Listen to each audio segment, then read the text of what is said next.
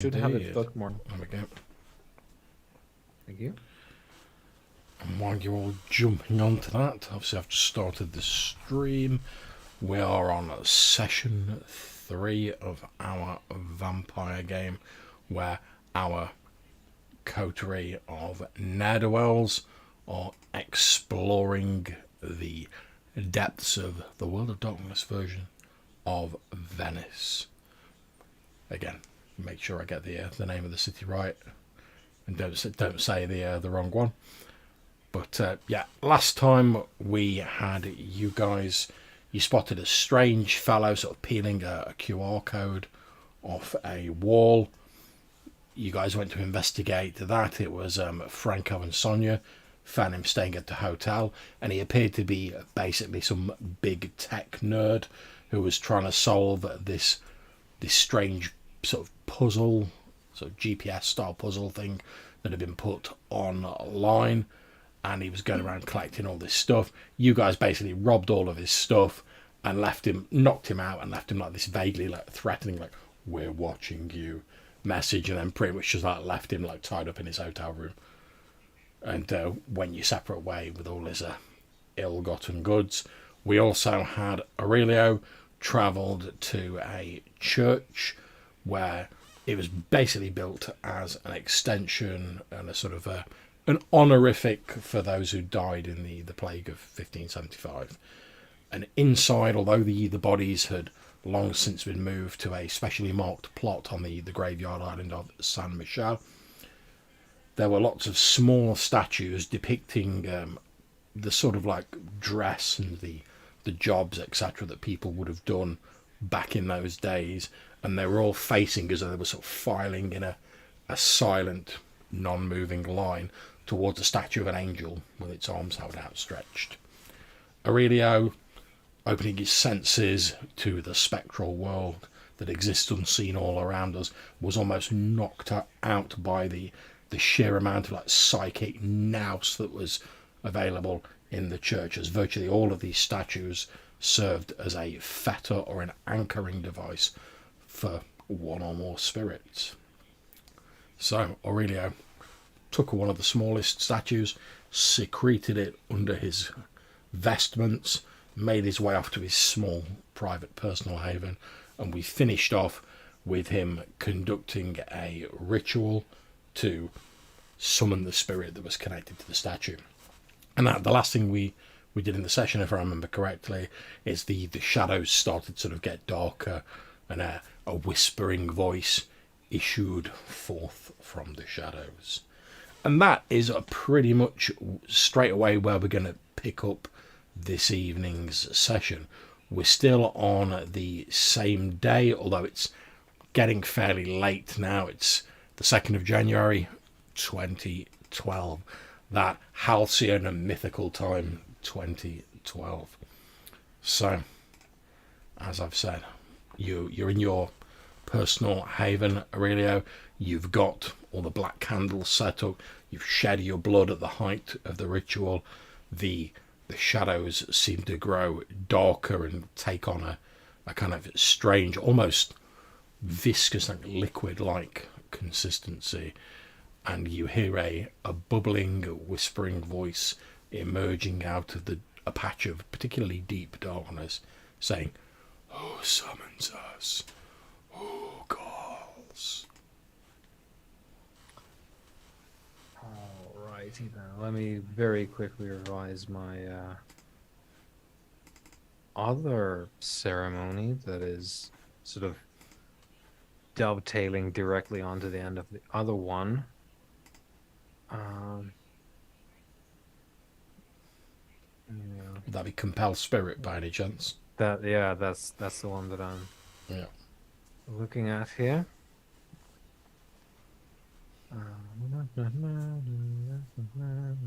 Yeah.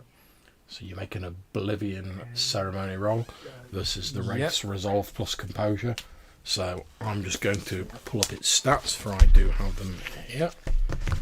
Just give me a moment.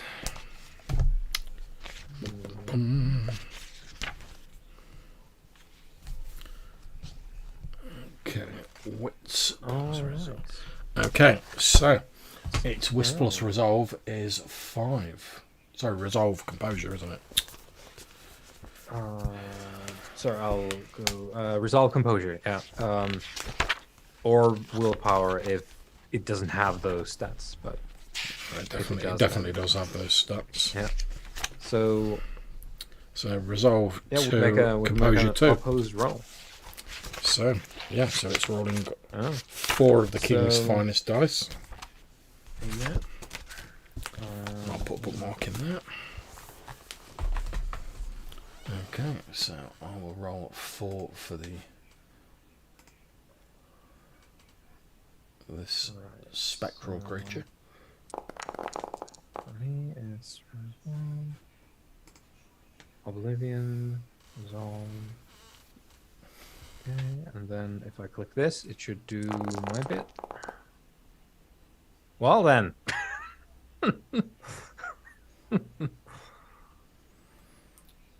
Okay. It's a messy critical. Yeah, that's a 9. That is a very aggressive roll right Indeed. there. So you have completed the task, but as we said previously, Mm-hmm. there are unfortunate consequences, and I believe page 207 has a list of those consequences. I can't remember them off the top of my head yet. Yep, same. I need to get my There we go. PDF. Messy critical. So you can gain 1 or more stains from your monstrous action. You can breach the masquerade. You can lose a dot from an advantage. Or if none of the above conditions fit, you can just choose to fail the roll, basically. It'll be stains because of what will follow immediately or in the process of the ritual, because it's kind of a the ritual that I just concluded was, it's the time consuming. I conduct the ritual and then it's a waiting game, but now it's an active thing that we'll get into describing immediately in the aftermath. But I think stains is definitely the Feel right free to drop a option. stain on your humanity. Yep. And then I'll where's my here we go. Gotta get my necromancy tome open there for future reference. Okay, so having then succeeded. Indeed, and I got 2 successes, so effectively you've got 7 successes over me. Oh. So that means you can effectively ask for like 7 tasks or like truthful answers from this. This wraith. And it is a critical as well. So Yeah, you can demand it will any try its action. best. Yeah, it doesn't Yeah. even, because normally, obviously, as we're now looking at the Yeah. rules for this, it's like moderate things that it could do without Yeah. inconvenience in itself.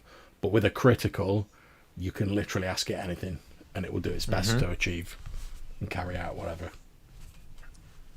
All right, so the voice and I think we were talking about dropping temperature as well, which does go with the general idea of reaching across the shroud.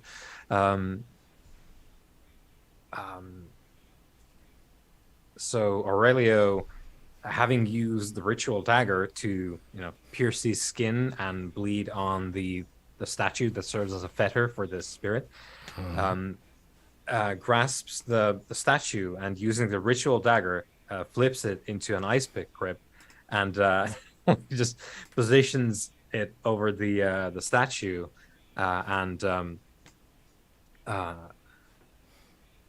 very sternly incants with, or at least if I didn't mention it before, so he's medium for basically all the dark arts is Latin. So he incants in Latin a very strongly worded command into the air, not presuming necessarily that the spirit will understand, but the spirit will understand the magic. And the threat, which he switches to Italian for, and having uttered the words of command in the magical format in Latin, just brings the dagger very close to the statue, and switching to Italian says, "You serve me now, and I will not destroy the shackle that yet gives you existence.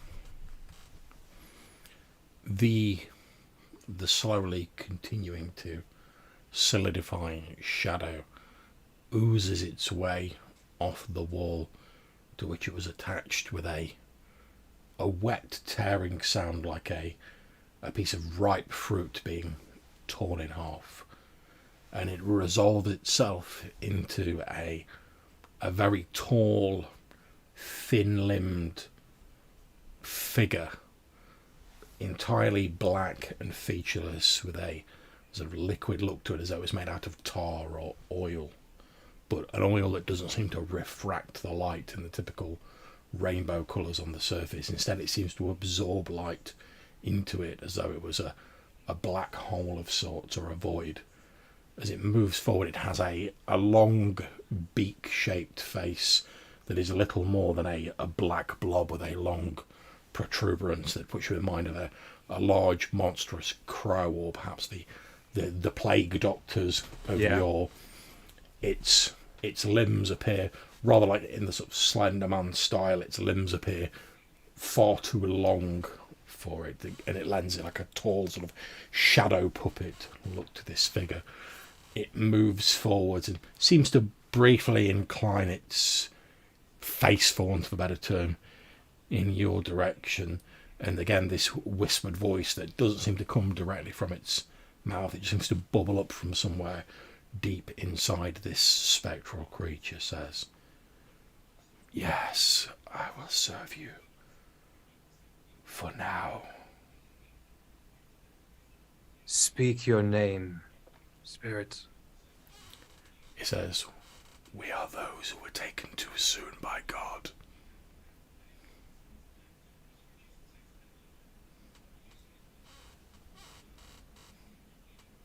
It's actually probably looking very, very strange, because if it absorbs all the light that, well, admittedly there is not a lot because it's just my ritual candles, but it's literally a black space, because there's no definition outside of like the 2D when it moves. Yeah, and it's rather like the pictures of black holes you see, where you're not actually seeing the black hole, you're just sort of seeing the absence of all the light that's around it. It's very much like that.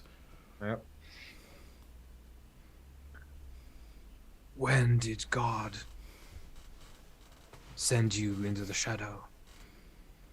We were pulled down below the streets in the year of our Lord 1575.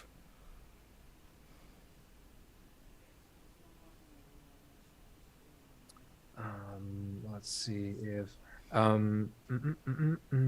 my notes were saved, because I was having a bit of trouble saving input on my sheet last time for whatever reason. Maybe I was doing it wrong, but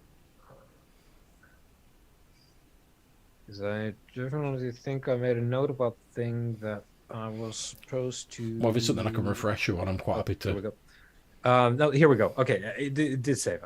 So, yeah. Are you familiar with Andrea Palladio?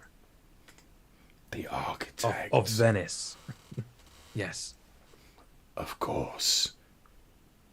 Even as many of us lay dying, he was already planning his great work of rebuilding. Did you participate in the great work? No, we were already taken by then. Taken down below.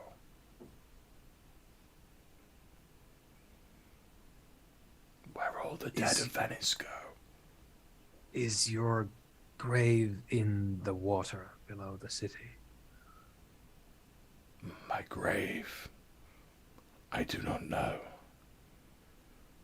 But we are all below the city, for that is where the dead walk. I think last time, because I cannot control when the spirit shows up, John. Mm-hmm. I think last time we established that it was basically taking up until the dawn. It took an hour. I would say you've probably got maybe half an hour before you like you start getting Yeah. like, oh, I'm getting tired now. I really need to like. Yeah, because I was about to ask, like, just let me know when I start Yeah, falling asleep. yeah, no problems. So let's see.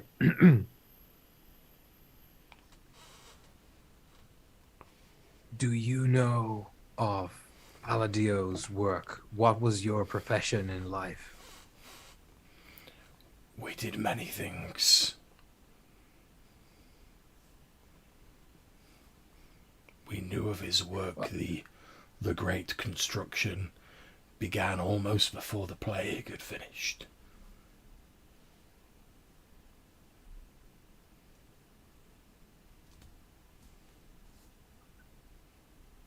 so there's probably going to be a moment of silence because Aurelio is starting to actually like starting to piece together what's going on with the spirit here, um, and is maybe a little bit surprised that it actually worked out so well. Um, and when he does speak, um,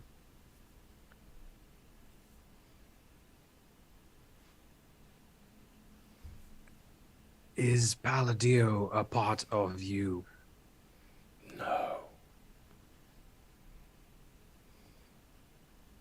Then, spirit, I have a task for you during the following hours under the sun before I rise again at sundown.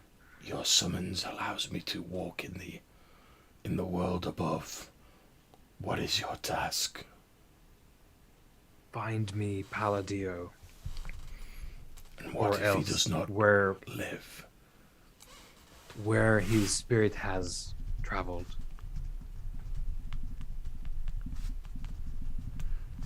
Very well. I will return here at sundown. Very well. And the spirit starts fading back into the shadows, seeming to sink into the natural shadows against the wall as it sort of disappears and you feel its sort of presence leave yours, you start to feel the sort of exertion of the ceremony, the sort of the battle of wills you've done, and it takes you a few moments before you realise as well that obviously it's starting to get pretty early, and that tiredness is just ramping up the exhaustion you're already feeling.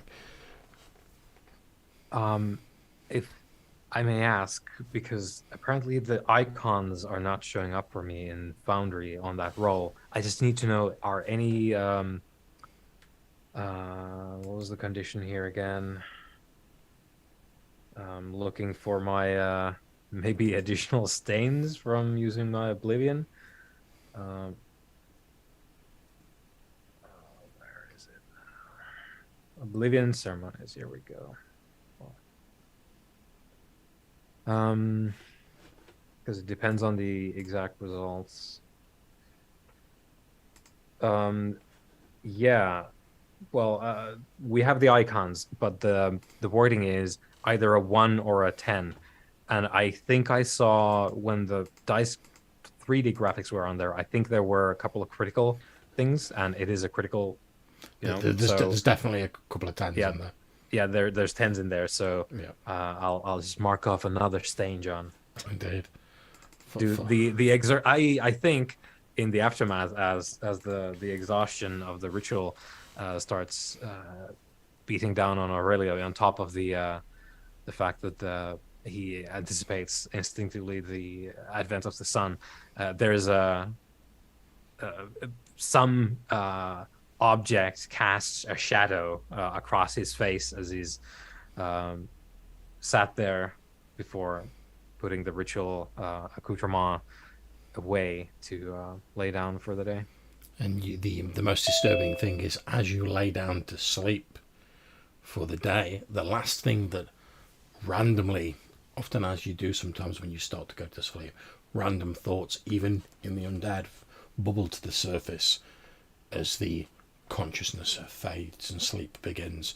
And as you begin to sleep, the last thing that flickers across your mind is the conversation you had with your favourite poor boatman Alfonso Salvati, and your promise to visit his sick daughter tomorrow evening to give her communion, and then your consciousness is snuffed out like a candle and you begin to sleep through the day. You alright, Rob? Yeah, not too bad. Sorry I'm late. No problem at all. I've just posted the Foundry link in there again for you. Thank you. Yeah, we've literally just played out to the scene with Johannes talking to the spirit he summoned at the end. Excellent. That's pretty much all you've missed so far. And then what we're going to do is we're going to move into the next day. So we are now going to be on the 3rd of January 2012. So what I'm going to ask you guys to do, unsurprisingly, is to make a rouse roll.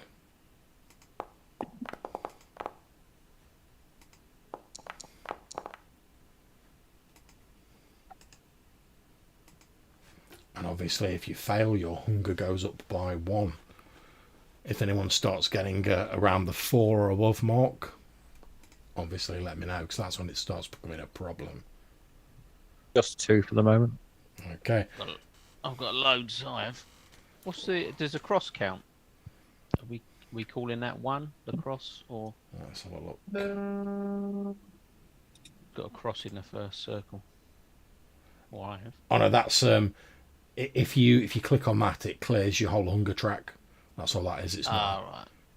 All right. Well, I'm on 4 then. Okay. Right. Could you roll for me, John, while I try and find my username and password? No problem at all. So let's make a rouse roll for you, go. Okay, so you are fine, you go. Your hunger stays as it is at 3.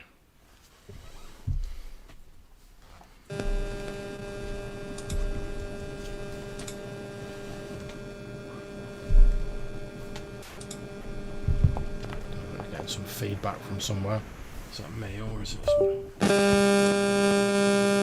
I'm also hearing it. Oh no, it's Rob. Yeah, it's Rob. Sorry about that. Sorry, mate. Okay, so let me just check the old rouse roll, see if we're going to have problems with anyone. I see some of you getting a little bit on the high side of that blood life. And obviously, as we know from previous, that can be a little bit problematic. Bum, bum, bum. Oh yeah, I'm at 4 Okay. after the 2 rituals and waking up. You 2 again. It's going to become like the rituals that every time everybody wakes up, Franco and Aurelia, we're going to be hungry. Yeah. It's starting to look that way, isn't it?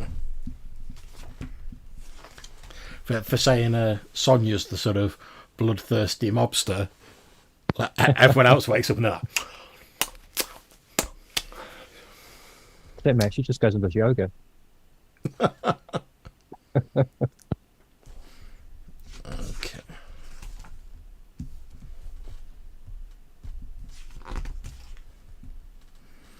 So, anyone with a hunger of 3 or more is going to be feeling extremely peckish when they wake up. So as night falls, and in fact, before we get to what's Franco on for his hunger at the minute? On 4 now. He was on 3. Okay. So I'm going to say you wake up pretty early in the evening, Franco. It's obviously dark, but it's literally just gone dark, so between like 7:30, 8 o'clock. And you wake up and you feel a sort of, almost hear or feel like a sort of scratching sensation. At first you think it's your parched throat as you can feel the hunger once again clawing at the inside of you, and then still feeling quite sluggish because, like I say, it's only just gone dark and the last tendrils of the sun are just sort of retreating over the horizon outside. And in fact, it's only due to the hunger gnawing at you that you've probably woke up so early. You hear from, well, how did we decide that you slept in the Haven? I can't remember. Oh, I'm in the attic in a traditional style sort of coffin. Okay, yeah. So you sort of open your eyes and your eyelids feel heavy. It's a struggle to open them. It's like I say, it's only really the hunger that's sort of pushing you on. You suddenly become aware that this scrabbling, sort of scratching noise isn't the normal sounds of the pitter patter of the vermin that are ever present in Venice due to the damp conditions, nor the creaking of the timbers in the attic in which you rest. But this sort of scratching noise appears to be coming from somewhere not directly adjacent to, but from somewhere nearby to where you're sleeping. And it sounds a bit sort of, well, a bit like this.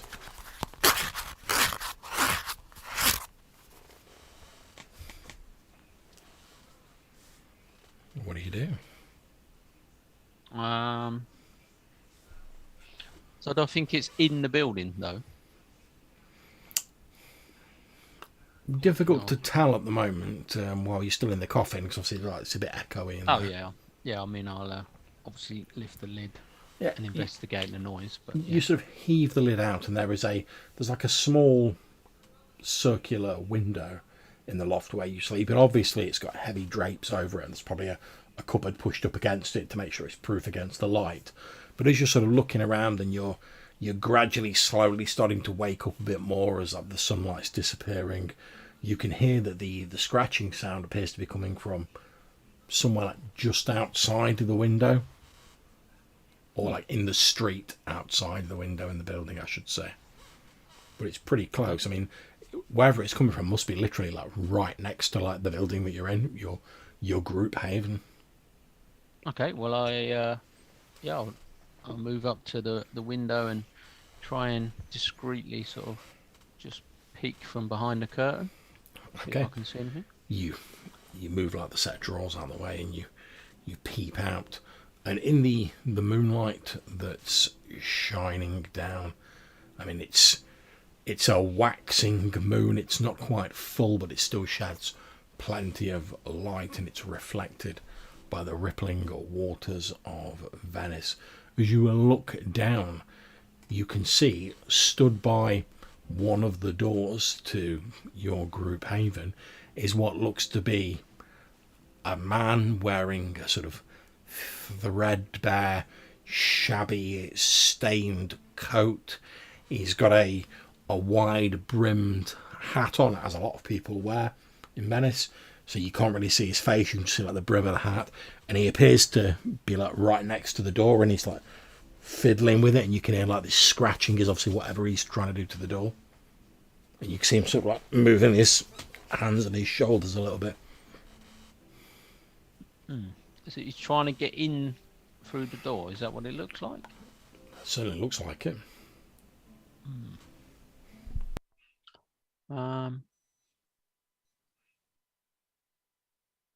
Okay. How big's the window? Is it? I would say out through the window. the window's probably sort of that size by that size. It's one of those little round sort of attic windows.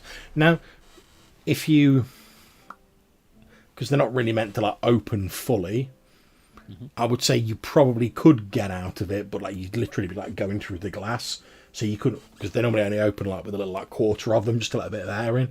So you could fit through it physically, but obviously you'd have to literally like your way through the glass. Oh no, I won't do that. I'll head back into, or out of the attic into the main building and Okay. see if anyone else is about and go and investigate. So at this point, sort of as you see that and as you start moving, I'm gonna ask, can you please make me a Dex stealth roll? And this is just to see like if the guy hears you like moving about, because obviously you've heard him. So Yeah. Oh, wrong way around.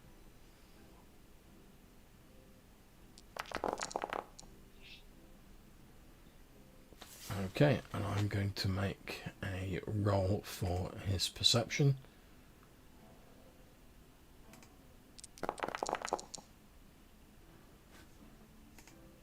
Okay. He hears something, but you've drawn back. So as he hears something and he looks up, you catch a brief because you've got the same number of successes, but you're a massively stealthy predator. However, it is a possible bestial failure. So I'm just going to check that. So I'm just checking out a bestial failure. So what I'm going to say is that you've caught a glimpse of his face, but he's not seen you. Well, unless we decide that that's the consequence of the bestial failure. Okay, so not enough successes to breach the difficulty. Okay, so because you've succeeded, it doesn't count as a bestial failure. So you've caught sight of this guy. As he looks up, you briefly see this sort of haggard, sort of time-worn face, straggly beard, like lank hair, looks every inch a vagrant. However, as he sort of inclines his head up, one thing you notice about him, and probably the reason why he's not seen you, is that he appears to be entirely blind. The moonlight catching the pure sort of like milky white opacity of the orbs in his face, his eyes, as though clouded with cataracts or something similar. But you quickly retreat, and he doesn't see or hear, or it wouldn't be able to identify you in any way. He's just like, oh, I've heard a noise, and instinctively looked up. So you start making your way back into the group haven. Now, obviously, we know that Aurelio is not there because he's at his personal haven. Now, Hugo and Sonia will be waking up. So what I'm going to ask is, Hugo and Sonia, can you both roll me a d10? And it's basically going to be whoever gets the highest roll is the first person awake. Okay, so Franco, as you start making your way through the group haven, Hugo, you are waking up at this time, but Franco's just run into Sonia first. Sonia, you're probably up doing your like early evening calisthenics / combat practice, and you hear a very gentle, because we know that Franco's quite a discreet fellow, you hear probably just a very gentle trace of a creak on the wooden stairs of the building, and you see the sort of like lank, greasy haired form of Franco shuffling down the stairs. And Franco, you see Sonia doing her sort of early evening routine, which you know because you've seen it before. It's basically a series of sort of combat stances with a bit of sort of yoga and stuff like that thrown in, so that if anyone sort of stormed in, you could bluff it off and say, oh yeah, I'm just doing my keep fit. But obviously, you know, it serves a perhaps more sinister purpose. But yeah, you see something. Yeah, and I shall, fairly quietly, stealthily sort of walk up to close enough that I can sort of whisper. And I just say, we seem to have a guest outside the front door. Postman? No, a blind, well, I would describe him more of a beggar, maybe. Rough clothing. Give him some money, tell him to go away. Well, do we share this haven with others? No, it's ours. It's just your coteries. Obviously, you know that there are the two coteries, the Artist del Destino, Camarilla coterie, and the Tourist Anok coterie, who are sort of in the same area as you guys, in like Castello, but not the same. all vampires being predators.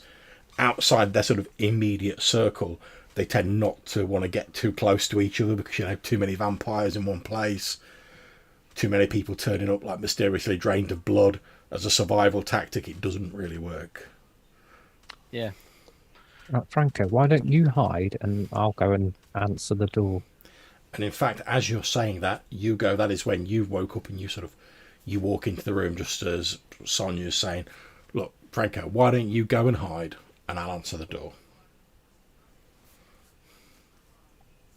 Who's at the door? A blind man. Ah. Thought it'd be I seem to be getting hungry these days, and I wondered if it might be useful to have a more permanent visitor to our haven.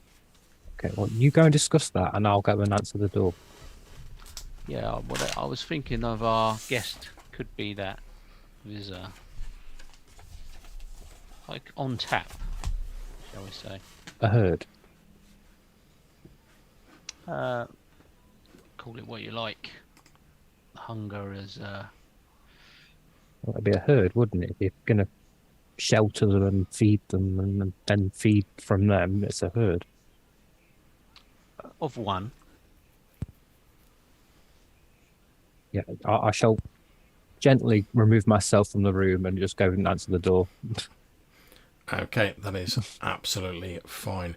You head over towards the door, and I'm assuming you've got one of those little like portal things. You have a quick look through it, and you can indeed see this roomy-eyed, blind, vagrant-looking fellow, wide-brimmed hat, stained, dirty overcoat. Looks like he's all dishevelled and sort of threadbare, and he's basically sort of jiggling like the door handle a bit, and that's the noise that Franco heard. Okay, I'll open the door. Okay. Give him the usual greeting, you know. Okay, you open the door. Make me a Dex Wits roll.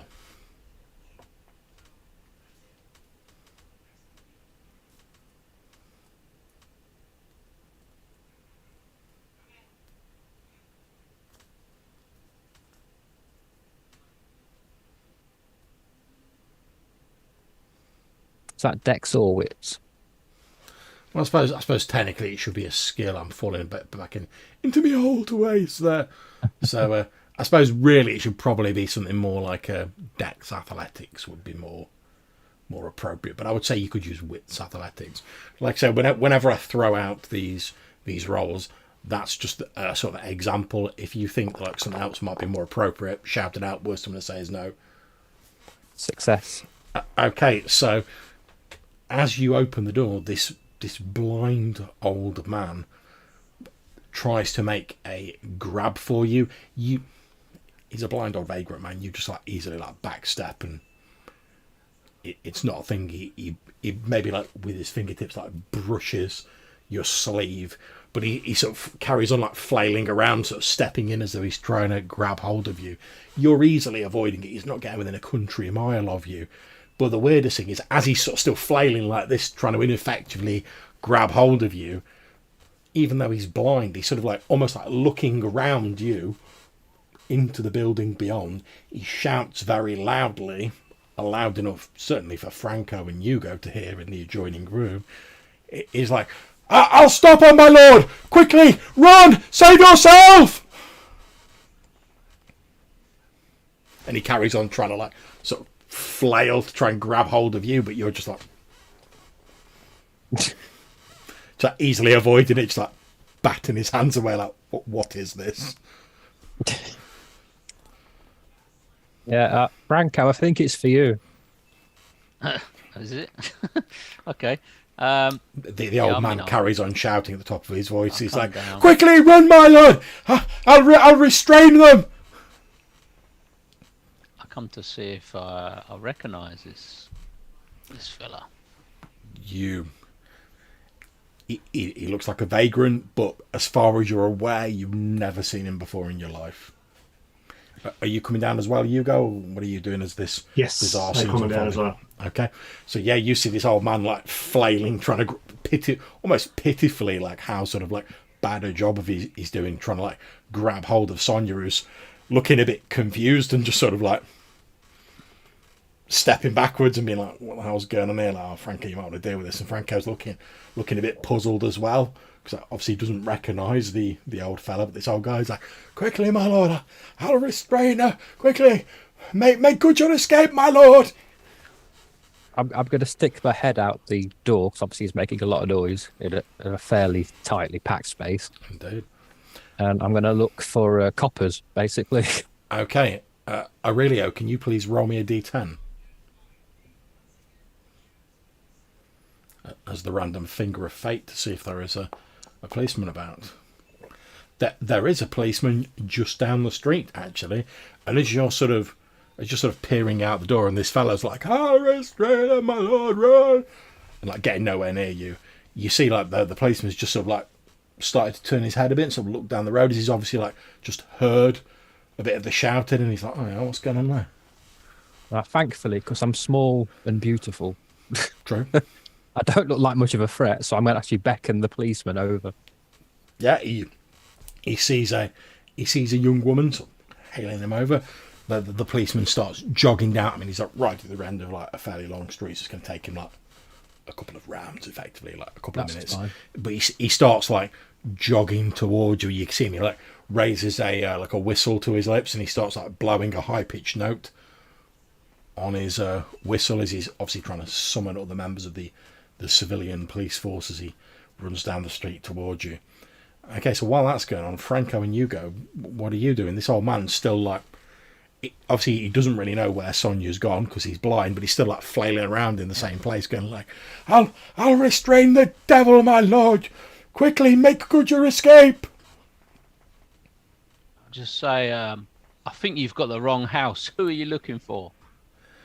At which point he turns around, looks like straight at you, but like I say, his eyes are all like milky and cloudy with cataracts, and then he sniffs slightly, and he reaches out, not in a sort of "I'm going to grab you" way, almost in a sort of like, I suppose, trying to be comforting way, really. He sort of reaches out, sort of puts a hat like a quavering hand, and you can tell there's like not much strength in it, and he puts it on your arm, and he says "Quickly, my lord, I've got to get you out of here." I don't know who you are, what you want. He says, "I've sent by the others, my lord, to get you to a place of safety. Quickly, you're not safe here. Beware lest the devil Kindred steal you back away, my lord. I'm here to free you from your imprisonment." I think you have. And he's gently trying to like pull your arm, but he's like a weak old like vagrant man. So like you're just like, Yeah. "Oh no, don't pull me, please." Yeah, I think you have me confused for someone else. He says, No. He says, my masters were most clear. A member of their brotherhood was being held here by the devil Kindred, and I was to come here and to see that they were set free.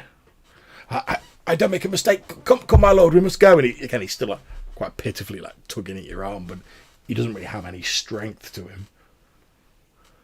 And now he's close, you can smell sort of like horrible, sort of like boozy, like bile like smell coming from him. So as though he's sort of like he's drank too much and then been sick a couple of times, and he's like trying to like pull your arm, but like I said, there's no strength to him. Well, I don't want to be in the scene when this policeman arrives, so I'm going to back off into the sort of shadows of the room a bit more. Outside. Okay, as you back off, obviously the fellow who's like holding your arm goes with you, and he's still. You're sort of dragging him, but he's trying to like drag you. So like, quickly, my lord, we must away from this devilish place. But yeah, I'll just push you back. Yeah. You easily push him, and he like falls backwards onto the floor. At which point the policeman has sort of reached the doorstep where he was, Sonia, and he says, "Is there any problem, miss?"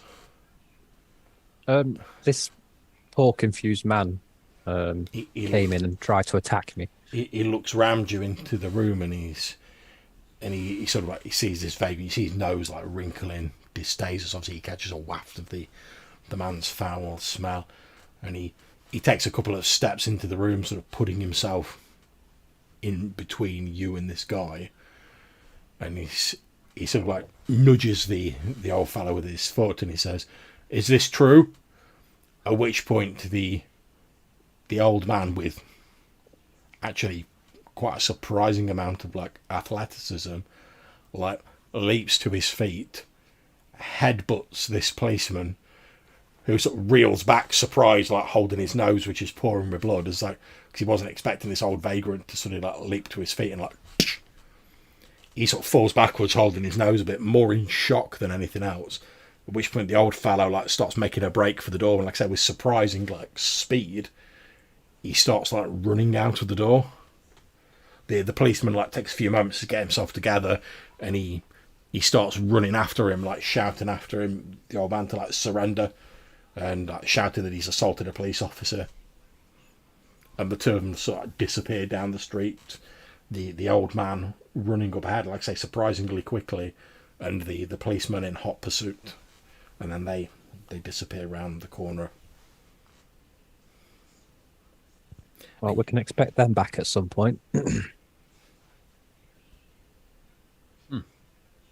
strange. I think your visitor might come back as well, Franco. I don't know what to make of it. Other than he seemed quite drunk. Well, we'll let the police chase that and get the report later. Okay, as those two are talking, Hugo, can you please make me a wits awareness roll?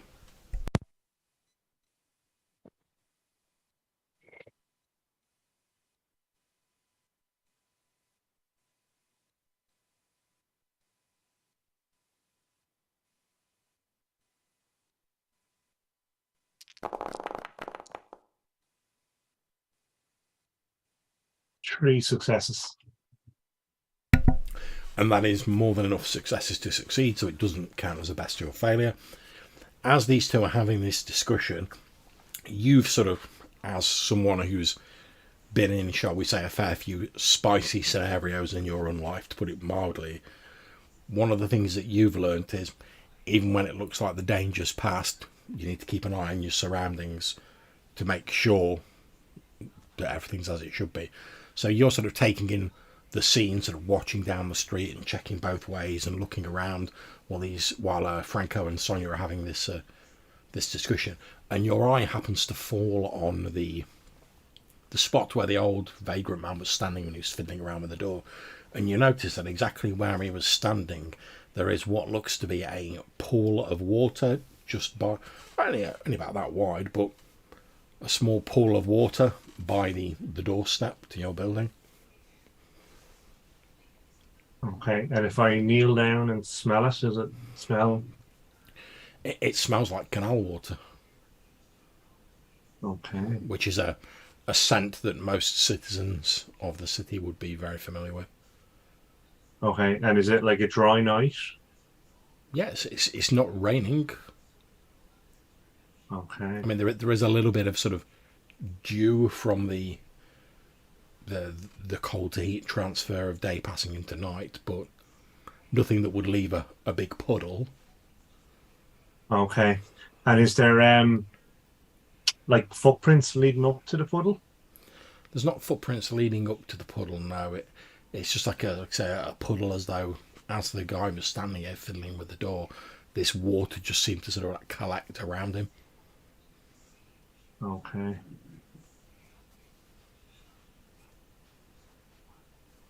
Is that a supernatural skill or phenomenon that I might be aware of or familiar with? You're not familiar with any sort of supernaturals that make it a practice to like conjure canal water from anywhere now. Okay. Okay, so while you're having a think about that, Aurelio, what are you up to?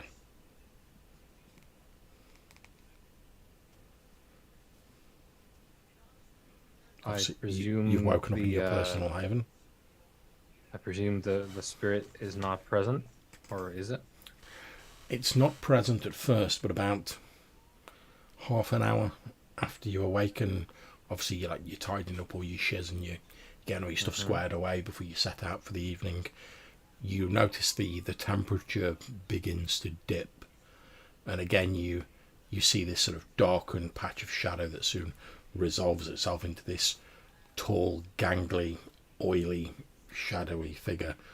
And as it emerges, it says, "The architect is buried on the island San Michel in a mausoleum. His spirit does not linger in the city below."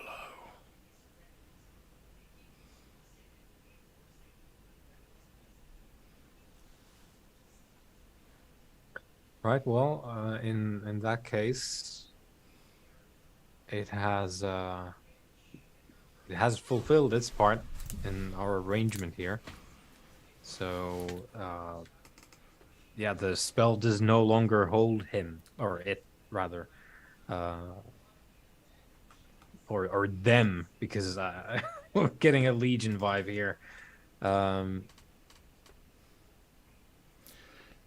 Indeed, So, don't forget you have the ability to command it to perform a number of tasks, and until yeah. all of those are done, it's in your service. So I believe you got 6, was it? So you asked it to tell you, like, to tell you the truth about some of your questions. For successes, I got 9. Yeah, minus its successes. Yeah, and I forget what it got, but yeah. I think we were talking about 7. Yes, so, 7, that's right, yep. Yeah, so 6 now. So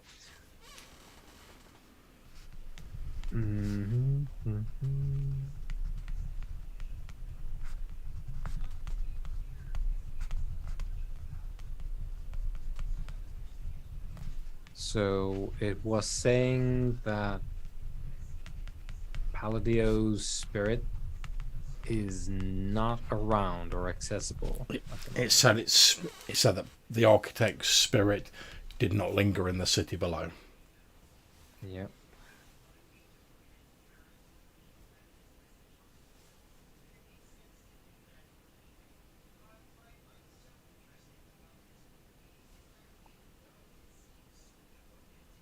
Well, the unfortunate thing for this spirit is that my ritual is powerful enough that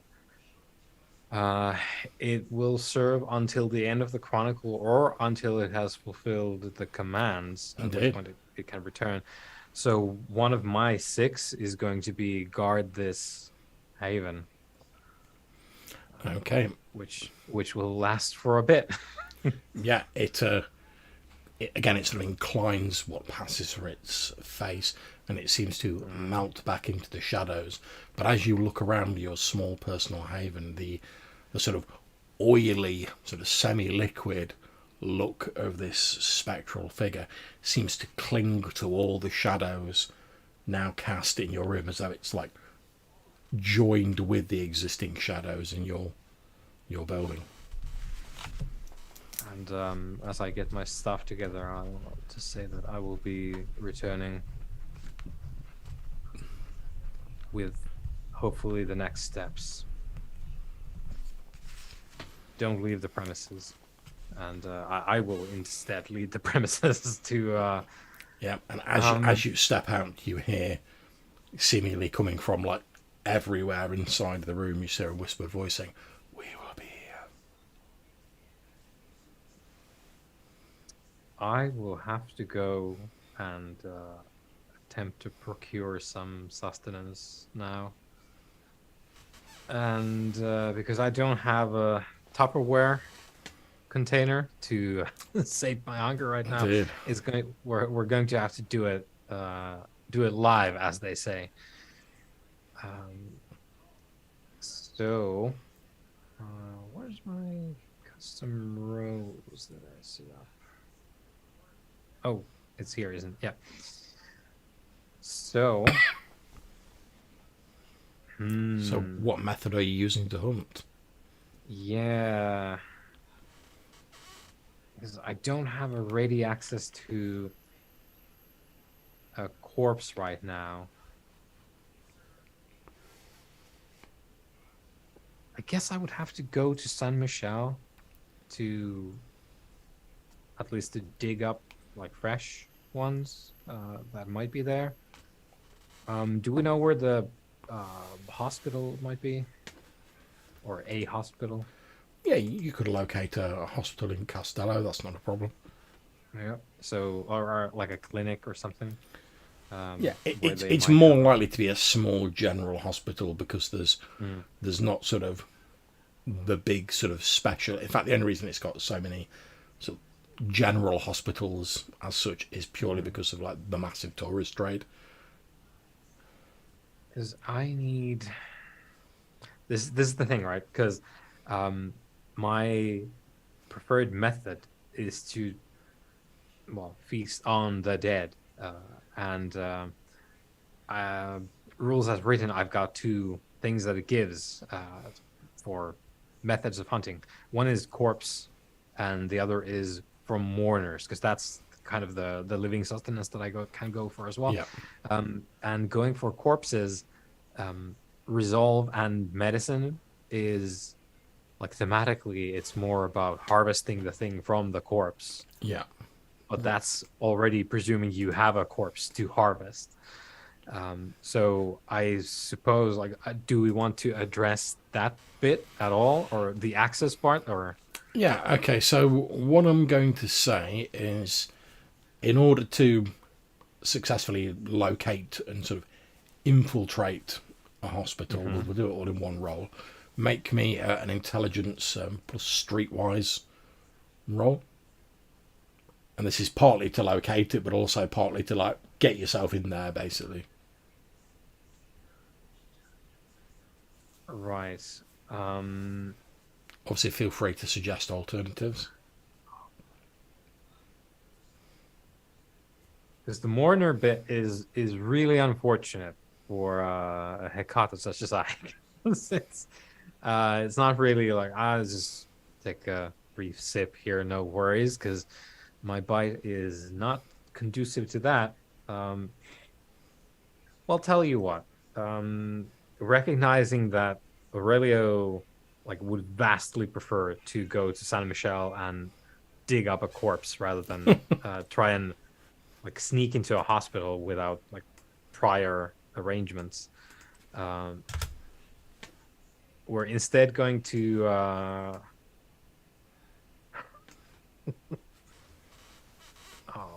boy, we're going to put a pin in that, and we're going to go and do our little visit to uh, Alfonso's place. Okay, no problem. So you head to the sort of the poorer areas of San Paulo, where you know that your touchstone, this person who means a fair amount to you, Alfonso Salvati, this poor boatman, works ferrying people from between Dosadoro and Giudecca across the strait down here, you know, where he lives with his poor daughter, Cara. He's a single father. The mother's been deceased for a few years. And you kindly, in your guise as a priest, volunteered to go and give communion to his daughter because she's not been able to get to church. So you make your way through the streets, you know where he lives, and eventually you find this small sort of ramshackle, poorly repaired wooden building which isn't doing terribly well due to like the ever-present damp in the streets of Venice. It doesn't look like it's been taken very good care of, like the paint and the plasterwork sort of peeling off, and you can see the door, such as it is, it's a wooden door, and it looks like a sturdy kick from even the most barely physically capable person could like take the door off its rusted hinges. So I'll give it a rap. Okay, you're knocking in. After a while, you hear sort of shuffling footsteps on the other side of the door. The door opens a crack, and you see like the face of Alfonso. And then obviously he sees you, and seeing it's you, he throws open the door. He looks quite pale, as though he's not slept for a while, or probably due to worry. But when he sees you, he embraces you, and he says, "Oh, Father, it's so good of you to come. Please, I've prepared some bread, cheese, and wine for when you stopped by. It's not much, but it's the best I could offer." And as he says that, from upstairs, for like all the buildings here, it's built tall rather than wide. You hear a sort of a hacking cough echoing down the stairs. You see briefly Alfonso's eyes flicker towards the stairway, and again this look of worry mingled with dread flashes across his face, but he's obviously trying to put a brave face on it. And he says, please, Father, don't say that you'll catch your death on this cold night. Please come in. I fear I'm before the cold could get me. I'm feeling not that well this evening. I fear, Alfonso, and there are still matters I need to go tend to. So you'll excuse my haggard appearance. I haven't put on the blush, John. No, I can't afford this. I understand. I understand. Now, luckily for you, he does look a bit concerned about you as well. But again, like, he seems to be assuming that, like, oh, it's the cold, and like a lot of people seem to think about priests. They're like, oh, you lead that sort of strange monastic lifestyle. It means you're not really like prepared for the real world. You sort of keep yourself separate from normal people, that sort of thing. But he's like quickly coming to me, and he ushers you into like this small sort of a lounge, I suppose you could call it. There's a little table there. There's a slightly stale looking loaf of like crusty bread, a bit of hard cheese, and what looks to be half a bottle of some sort of vinegar that's trying to masquerade as wine. And there's a couple of like chipped cups on the table. He picks up a fairly blunt looking sort of bread knife, and he starts like slicing a bit of this crusty bread off, and he's like, oh no, please Father, it's the least I can do. You're looking like you're barely holding yourself together, he says. And he's like, starts like slicing. I will say, Alfonso, I will take the plate if you offer it to me, but I will carry it up to your daughter, who needs it more than I do. Okay, can you roll me a d10? As soon as my mouse gets... Okay, here we go. D10. 4. Okay, so he's slicing this bread. However, as you sort of like mention his daughter, again, there's a cough upstairs, and he seems to start a bit. And as he does so, he accidentally like draws the knife across the area on his hand between his thumb and his finger, and you smell fresh spilled blood as it sort of dribbles down his arm, and he lets out an involuntary curse and sort of like shakes his hand a little bit. And we are going to, since you're so incredibly hungry, we are going to have a roll to see whether this sets you off. Obviously, normally it wouldn't, but given your level of hunger, I'm just seeing if it's on my sheet. Hunger frenzy, here we go. So, difficulty to resist, the sight of an open wound or overpowering smell of blood while at hunger, 4+. So, let me just see if so you need to roll your willpower plus 1/3 of your humanity, rounded down. Okay, one third, you said? Yeah. Yeah, so 2 for me because I'm at 6. So I'm gonna click this. Okay, so that was just the willpower then. Yeah. Okay, so I'll do... Well, it's fine. You only needed 2 successes, and you've already got that off your Yeah, but in case I Yeah. mess it up, That's fine. so I'll just do 2d10s and we'll translate. Okay, so just a success and an empty. So. Okay, so with that, you do for a brief moment feel yourself sort of like drawing closer to him, as obviously the hunger starts to sort of overtake you a bit, and you can feel like your fangs sort of start to slide a little bit out of your gums inside your mouth, but you quickly sort of clamp down on that feeling with your own willpower, and you feel them retract back into your gums as you sort of like draw back a bit. You can see that in that time when you were sort of like battling with yourself, that your poor boatman friend has basically like grabbed like a dirty like tea towel, and he's like wrapped it round his hand, and he's sort of like tied it off, and he says, "Oh, I was terribly sorry, Father. Terribly sorry.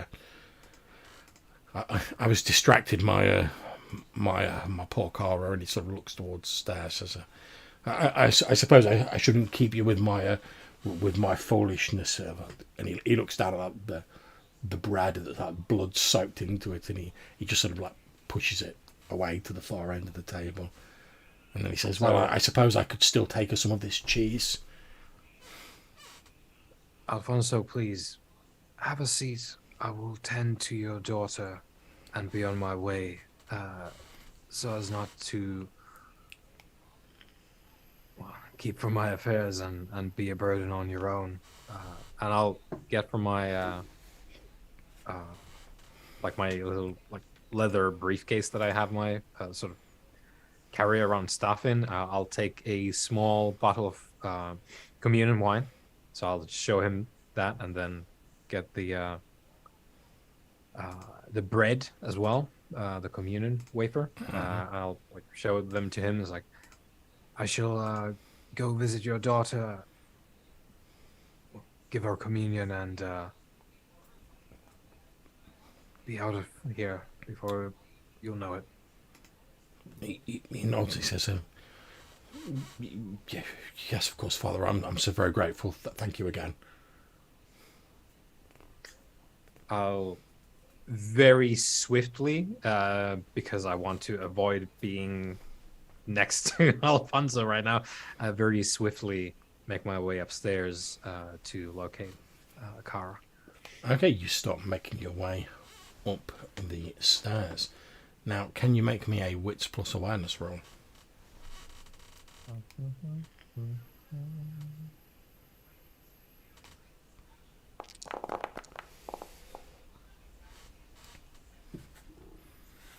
Okay, you find that's enough successes.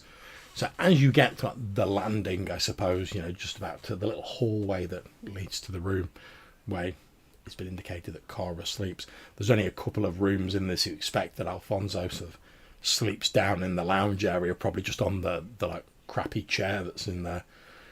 As you get onto the landing, you hear the voice of a very sickly sounding young woman from just beyond another ramshackle wooden door, and she says, "Oh yes, I know, but it hurts so much." And then you hear another female voice, one that you don't recognise, say, I know my daughter, but all such things eventually pass."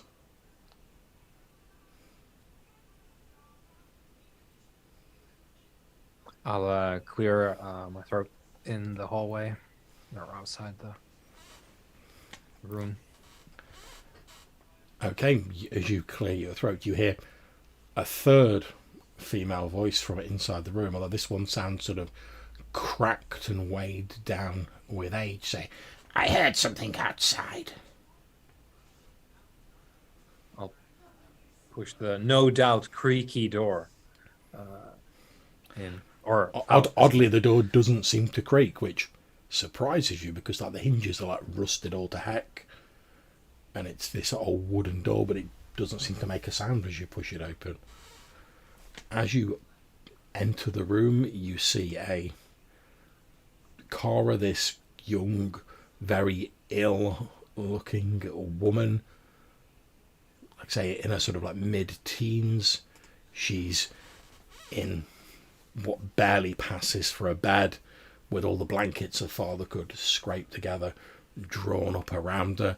You can see there's a few sort of like speckles, like what looks to be like dried blood, as though she's been like coughing into a handkerchief. And she's got the covers sort of tightly pulled up around her. And then standing on either side of the bed are two women that you don't particularly recognise. One appears to be a young woman with blonde hair. She's wearing a fairly simple, plain white dress. And on the other side of the bed is a hunched, elderly, I suppose, crone, you could call her, wearing, I mean, you're probably very familiar with this, wearing what almost looks like a tattered burial shroud. And there is a polished mask of obsidian on her face, which has been carved to resemble like the stereotypical like fairy tale old woman with the crooked nose, wart and all. Yeah, witch mask. Yeah, basically, yeah. And they both sort of look up as you enter the room.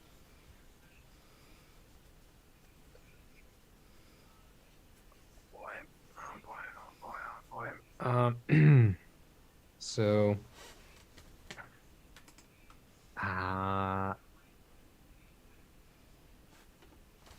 for several reasons, Aurelio is going to attune his finer senses and try to sense the unseen. Okay, At not a this problem. point.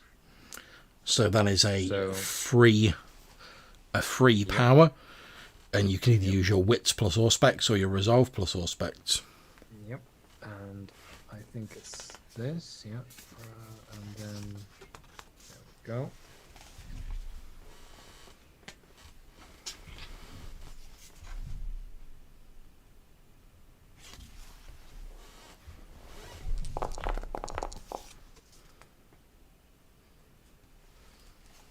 Two successes, and if it's a failure, it's going to be a bestial failure.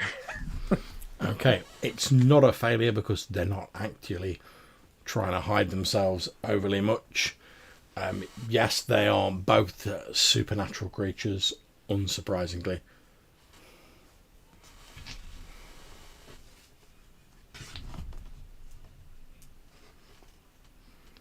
I'm just checking if it. I'm going to say, given the clues, you can pretty much tell that these two are vampires. And in fact, you're pretty sure, given that one of them was wearing an obsidian mask, you probably could make an astute guess as to what clan one of them's from.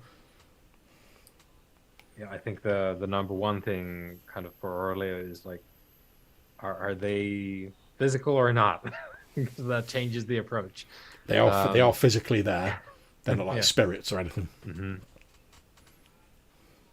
Although, since you've activated your sense unseen, you can sense that there's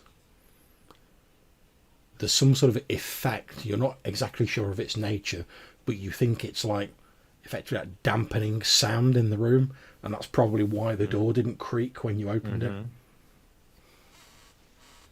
I'll step inside, close the door behind me. The And Kara, obviously recognizing you because you're good friends with her father, she starts to try and sort of like rise herself up out of the bed, but she's too weak, and she gives into like a coughing fit and sort of falls back into the bed. The young blonde-haired woman basically like plumps up the pillar behind her and sort of sets it up behind her so she can like lean back against it and against the wall, and just says, "Don't strain yourself, my daughter." good evening. I have to admit that I did not expect there to be attendance to young Kara here tonight. At which point the crone, as I'll just keep referring to it to make it easy to identify, so says, "Oh yes, we're greatly interested in young Kara here." And she lets out a stereotypical witch's cackle, which you feel the sort of effect on the room causes that the cackle to like not reverberate beyond the bounds of the room.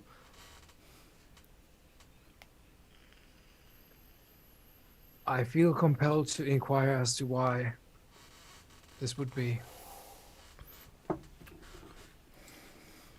The crone looks at you and says, "And what interest do you have here, dearie?"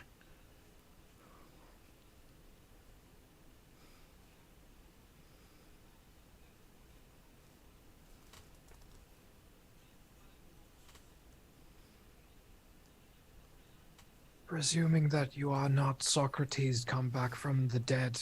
At to which point apply his the method. crone laughs as you say that.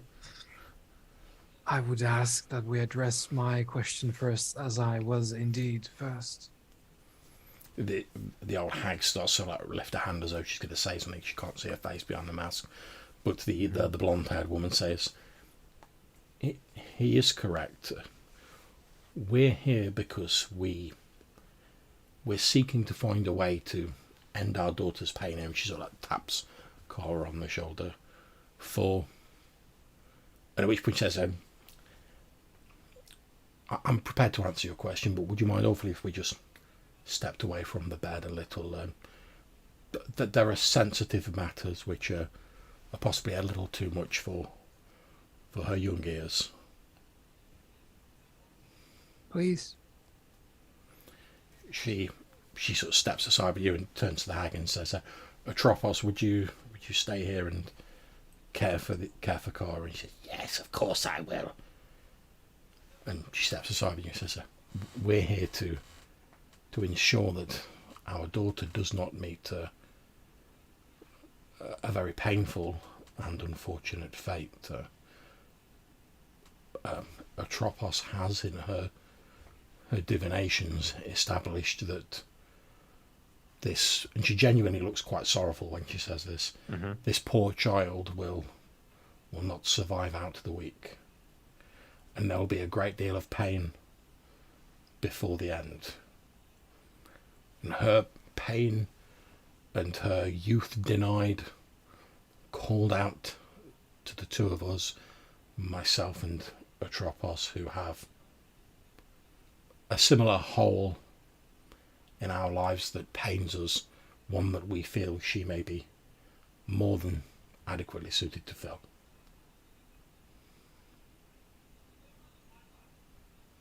So Aurelio takes a bit to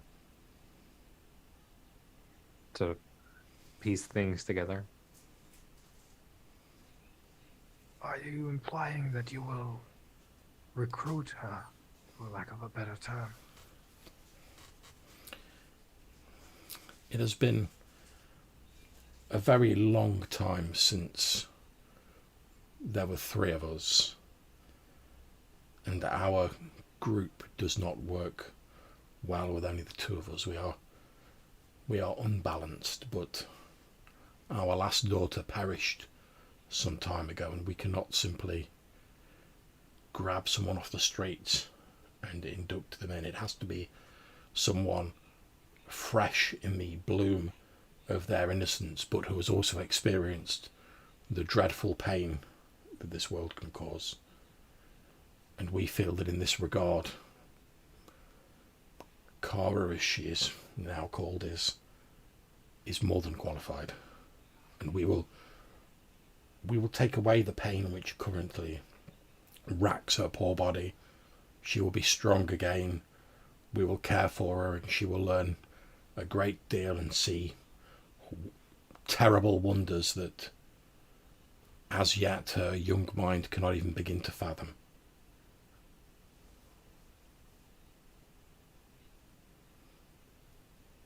What are you doing about the father? The father is no concern of ours. You intend to disappear with Cara, then? The father would meet a much more, and she looks like she's struggling for words, would have a much more painful time of it were we to not do so. And she reaches into like the folds of her dress, and she takes out what looks to be a handful of soil, and she says, "Would you see what we have seen?"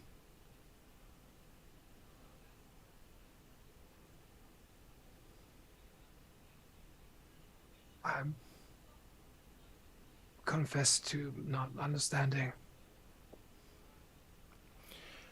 As you say that, she blows a handful of this soil into your face, and the people in the room seem to fade away. You're still in the same building, but you get the feeling that like some time has passed.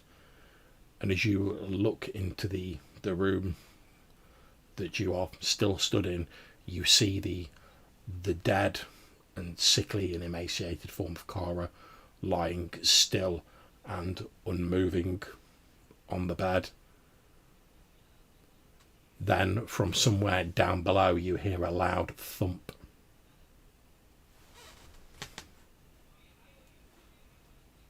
From downstairs.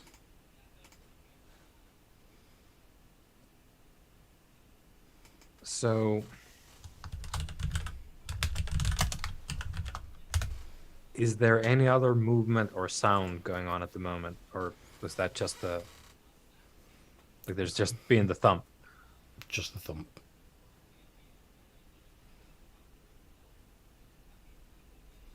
Okay.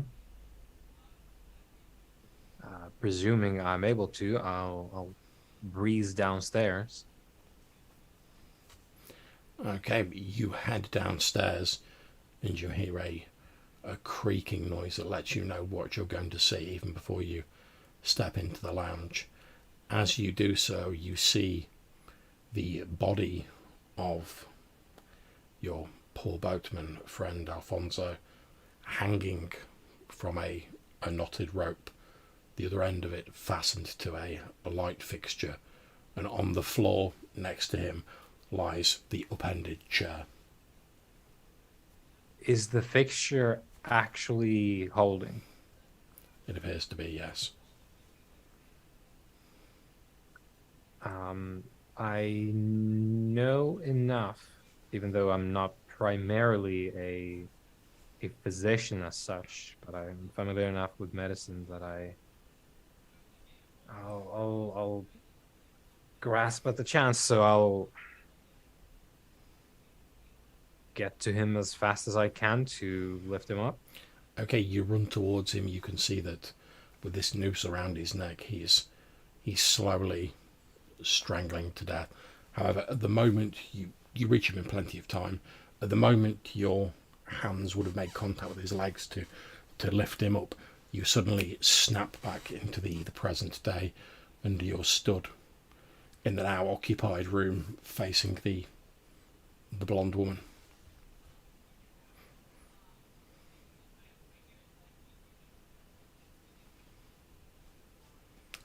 And she says, those are the shadows of what would have occurred were we not to have intervened. What will happen now then? The result for him is the same. But he will not have evidence that his daughter is dead. Perhaps he will go mad in the search for her. I don't know. But at least he will have hope, as opposed to being damned by the knowledge that there is absolutely nothing he can do. Are you taking her this evening? That was our intent. As I say, we believe she has no more than a week. Well, be on your way then. I presume you need not my help to cover your exit. No, we don't. Then leave. Okay, at which point she walks back over to the bed. You see her and the crone help the weak young woman Kara up from the bed, and they start leading her towards a window. And Kara sort of, as they get to the window, they open it, and you can see beyond it is just what appears to be a black void rather than the scenery you would expect to see outside. As they get So to... I'll sort of softly speak to them all, I suppose, as they go, but specifically following Kara, and say, "God go with you." She pauses on the threshold of this void and smiles back at you.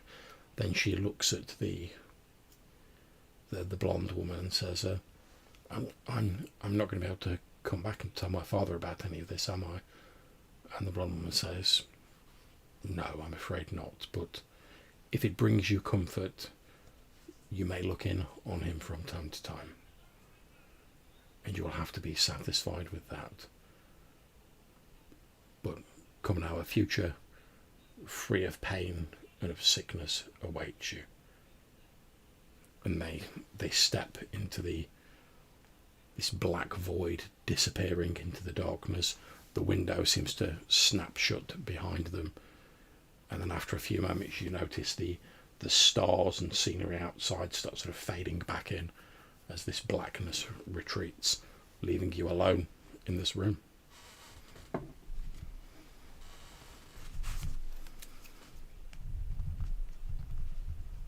So I will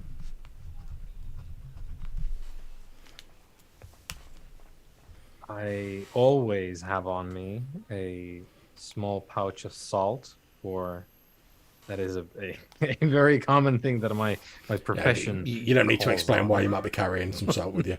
It's like if you said, "Oh, I've got a stick of chalk on me and some candles," I'll be like, "Yeah, yeah." Sounds like the kind of thing. So I'll get a like basically all the salt that I have on my person.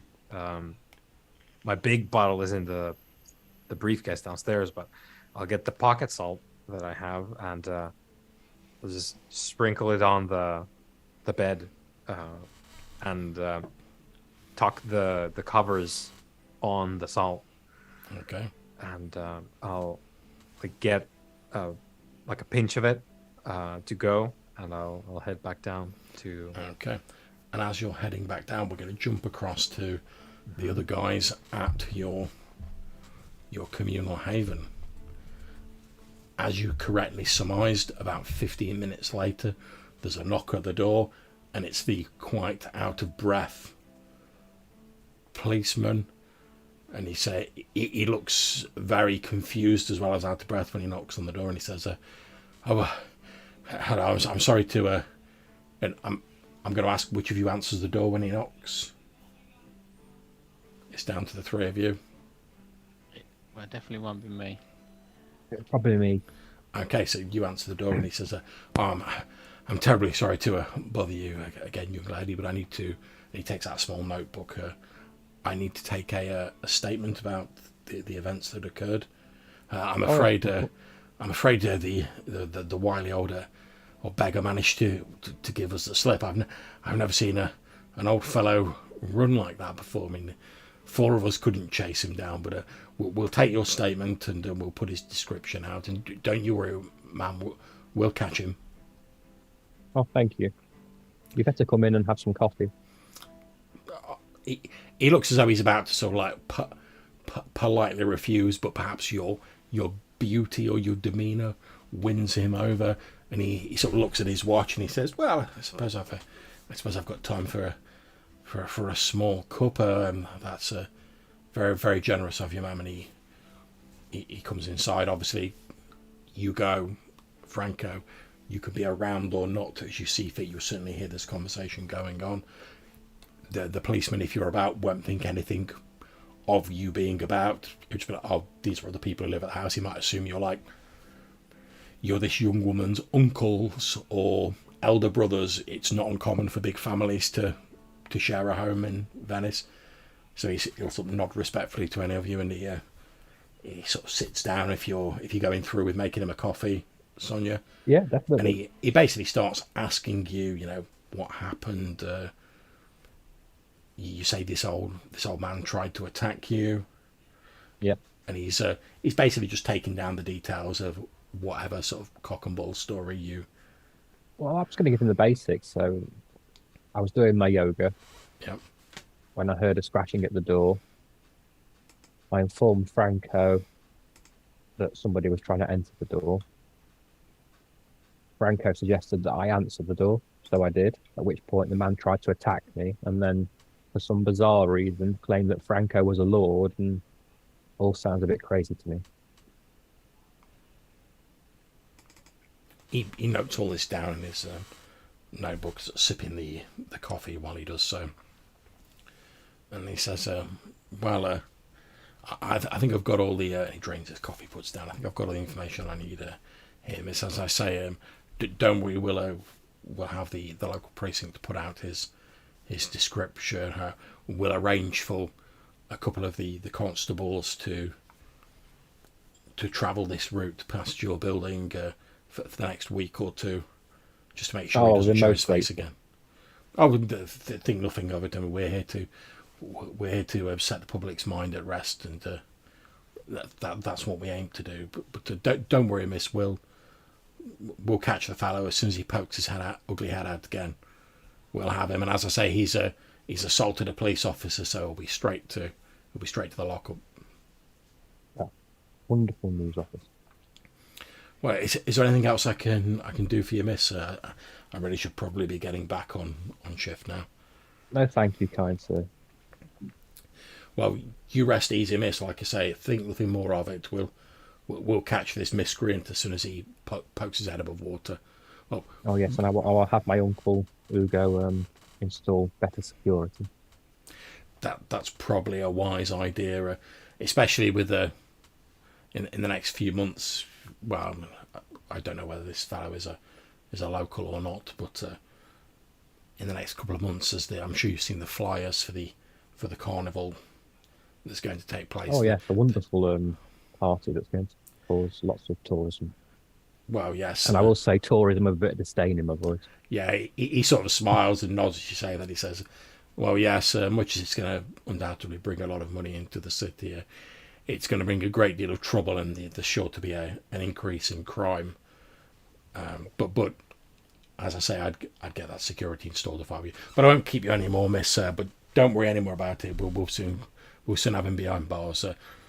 Good evening to all of you." Thank you, officer. And he heads out, and you hear him like walking off down the street. John, can you explain what resonance in the blood is? Yeah, it's basically if you drink from someone who has like a very strong sort of mood, or is in like certain sort of like highly charged situations, their blood has a distinct like resonance to it. So like if you drink from someone who's just been in like is like an adrenaline junkie in like a high speed car chase, and they've just been in a shootout, and you like drink their blood, you might get a bit of that resonance. You might start feeling a bit like hopped up and a bit like excited. Whereas if you're like your boy Aurelio, and you're sipping blood off like sorrowful, somber mourners, you might start feeling like an echo of that emotion as well. When you drink from them, you'll start feeling a bit of the grief and a bit of the somberness come through. Okay, so I have a skill that lets me smell resonance. Yep. So I'm wondering if I could have tried to smell the resonance of the vagrant when he was in the building to understand. Do you know what? I think you probably could. I don't see why not. I'm just going to look up the odor resonance. And does your skill tell you what roll to make? Yeah, it's a resolve plus awareness at difficulty 3. Okay, so make your roll.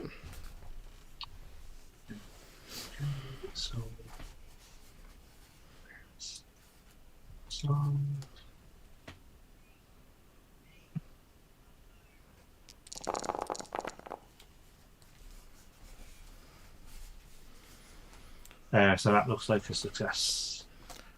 Okay, so the way resonance works is it works on the sort of the four humours model. It's like choleric, melancholy, phlegmatic, and sanguine.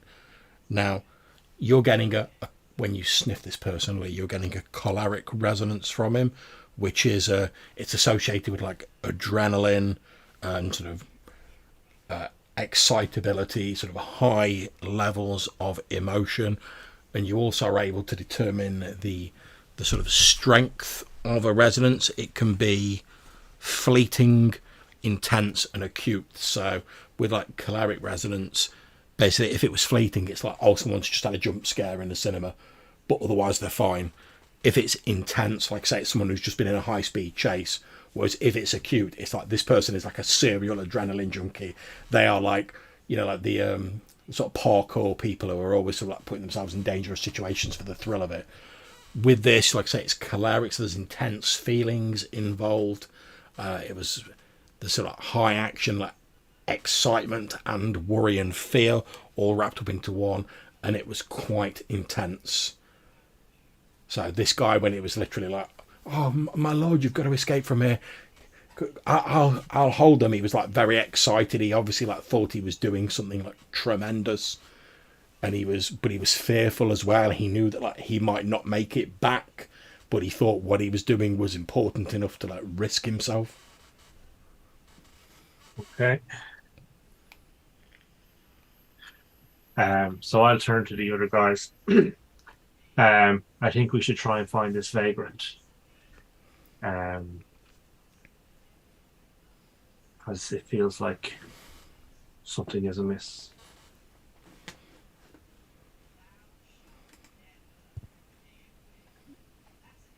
Well, he said he'd come from a group or an order or something, so there must be others with similar ideas or, well, faith or whatever it is you want to call it. Loony.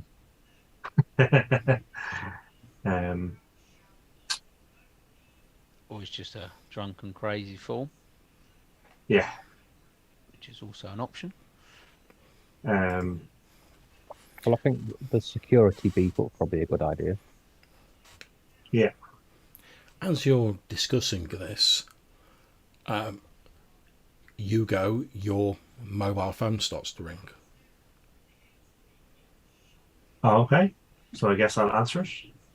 Okay, you hear a familiar voice on the other end. It's like, Hugo, is that you? And you recognise the voice of Arnold Caprese.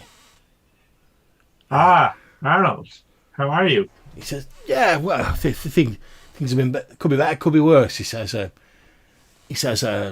listen, I suppose since we go back a ways, you'd be able to do me a favour. Yeah, what kind of favour? He's like, listen, I've recently come into possession of some merchandise, if you understand what I'm saying, and I'm going to meet with a buyer soon. Now,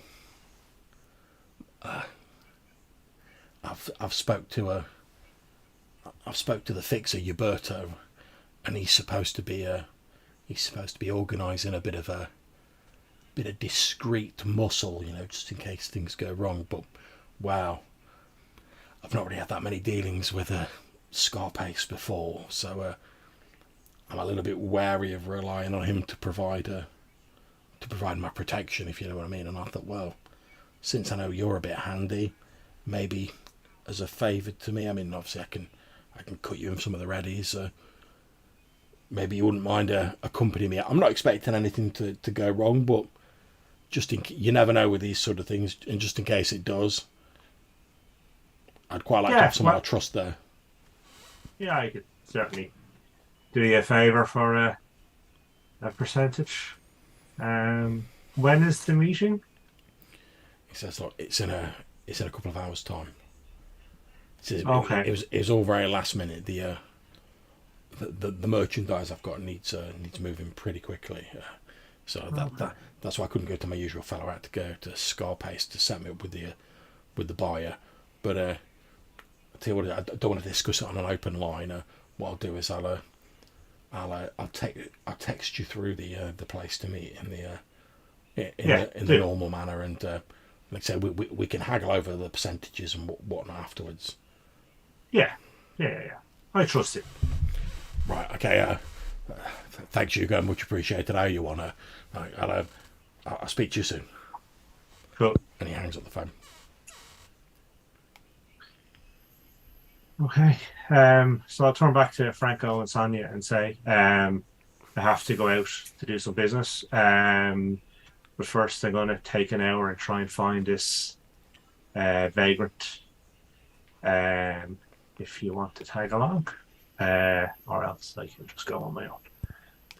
Well, I think Franco better sort out what he did yesterday so he can get that ball rolling. You've got to get your ball rolling. I imagine Aurelio is somewhere rolling his balls. Okay.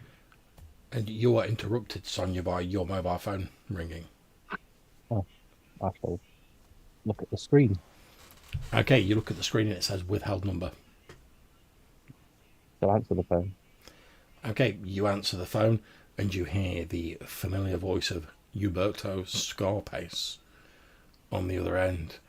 And he said, how do you answer the phone? You're like, Sonia? Or you're like, hello? I'll give it a buongiorno. Yeah, buongiorno. Okay, so you hear the voice of Uberto on the other end and he's like, Sonia, it's been too long. Oh, this is going to cost me. He says, listen, I'm not going to beat around the bush. I need some muscle, but I need muscle that doesn't look like muscle, if you know what I mean. Something discreet. I've got you.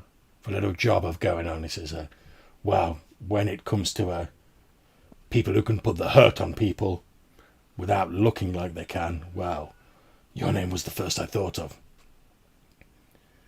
I'm glad to hear it. Says, listen, there's this, I've been contacted to set up a meet by this small-time guy, nothing grand, Arnold Caprese. He's recently lifted some sculpture from the Guggenheim collection, over in Dussadoro, but it's a little bit hot for him to handle, if you know what I mean. And he's desperate to get rid of the stuff. He's reached out to me to set up a meeting. I've managed to find him a buyer, but he's a bit of a flight risk, he's a bit nervy.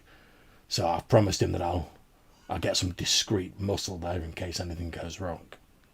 Okay, but how warm is it? Are we expecting company?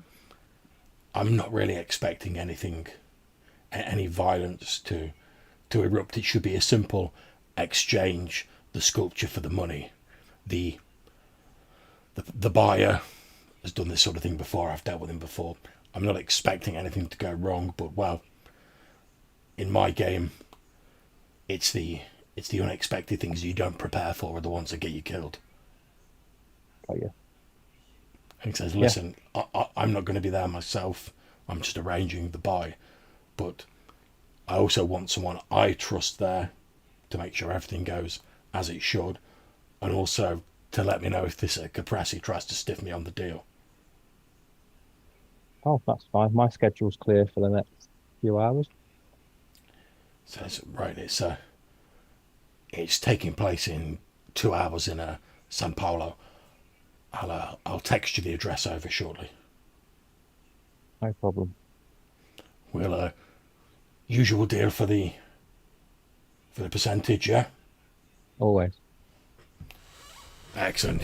It's such a pleasure dealing with professionals and not these small timers looking to get their foot on the ladder.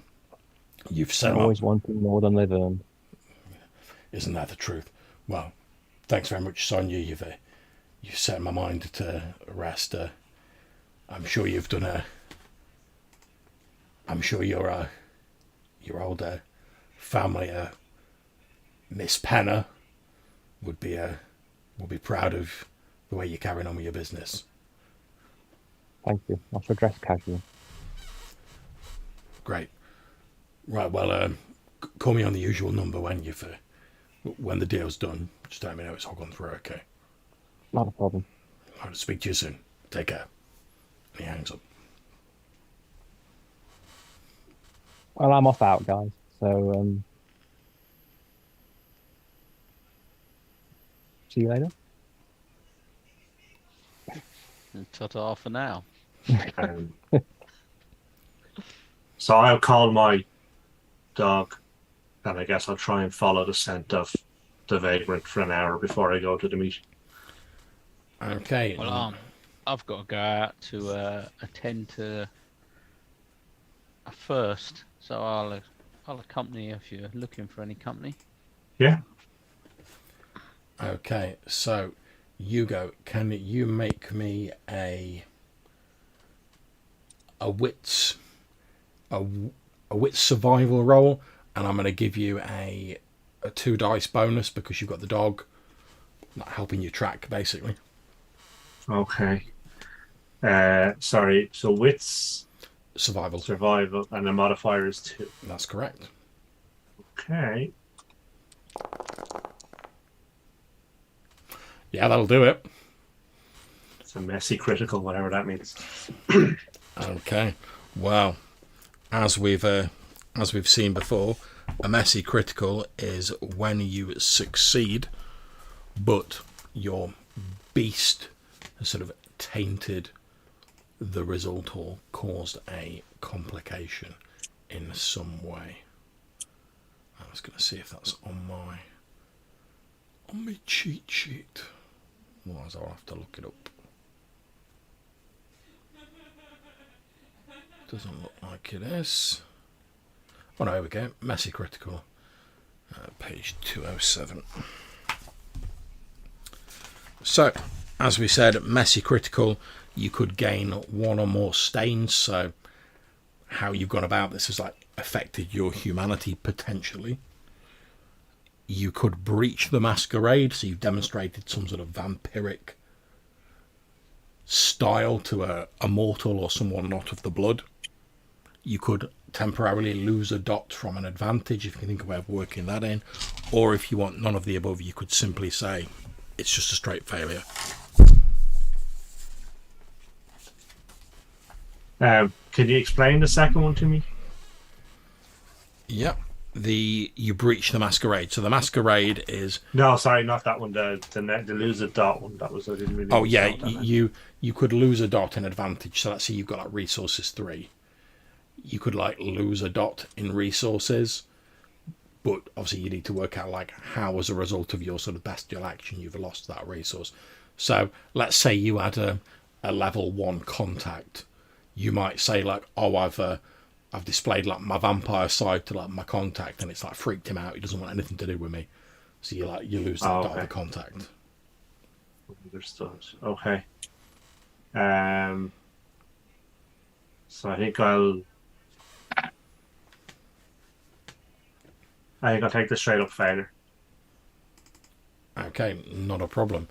So you spend quite a while searching around. You've got Franco with you. You've got your dog. You do indeed manage to follow the trail. However, it comes to a dead end at the side of one of the canals. So it's almost like the guy ran up to the canal and just like jumped in. Like the trail literally goes right to the very edge and then stops because it gets to the water. Okay. Cool. So after that, I will head to the meeting with Arnold.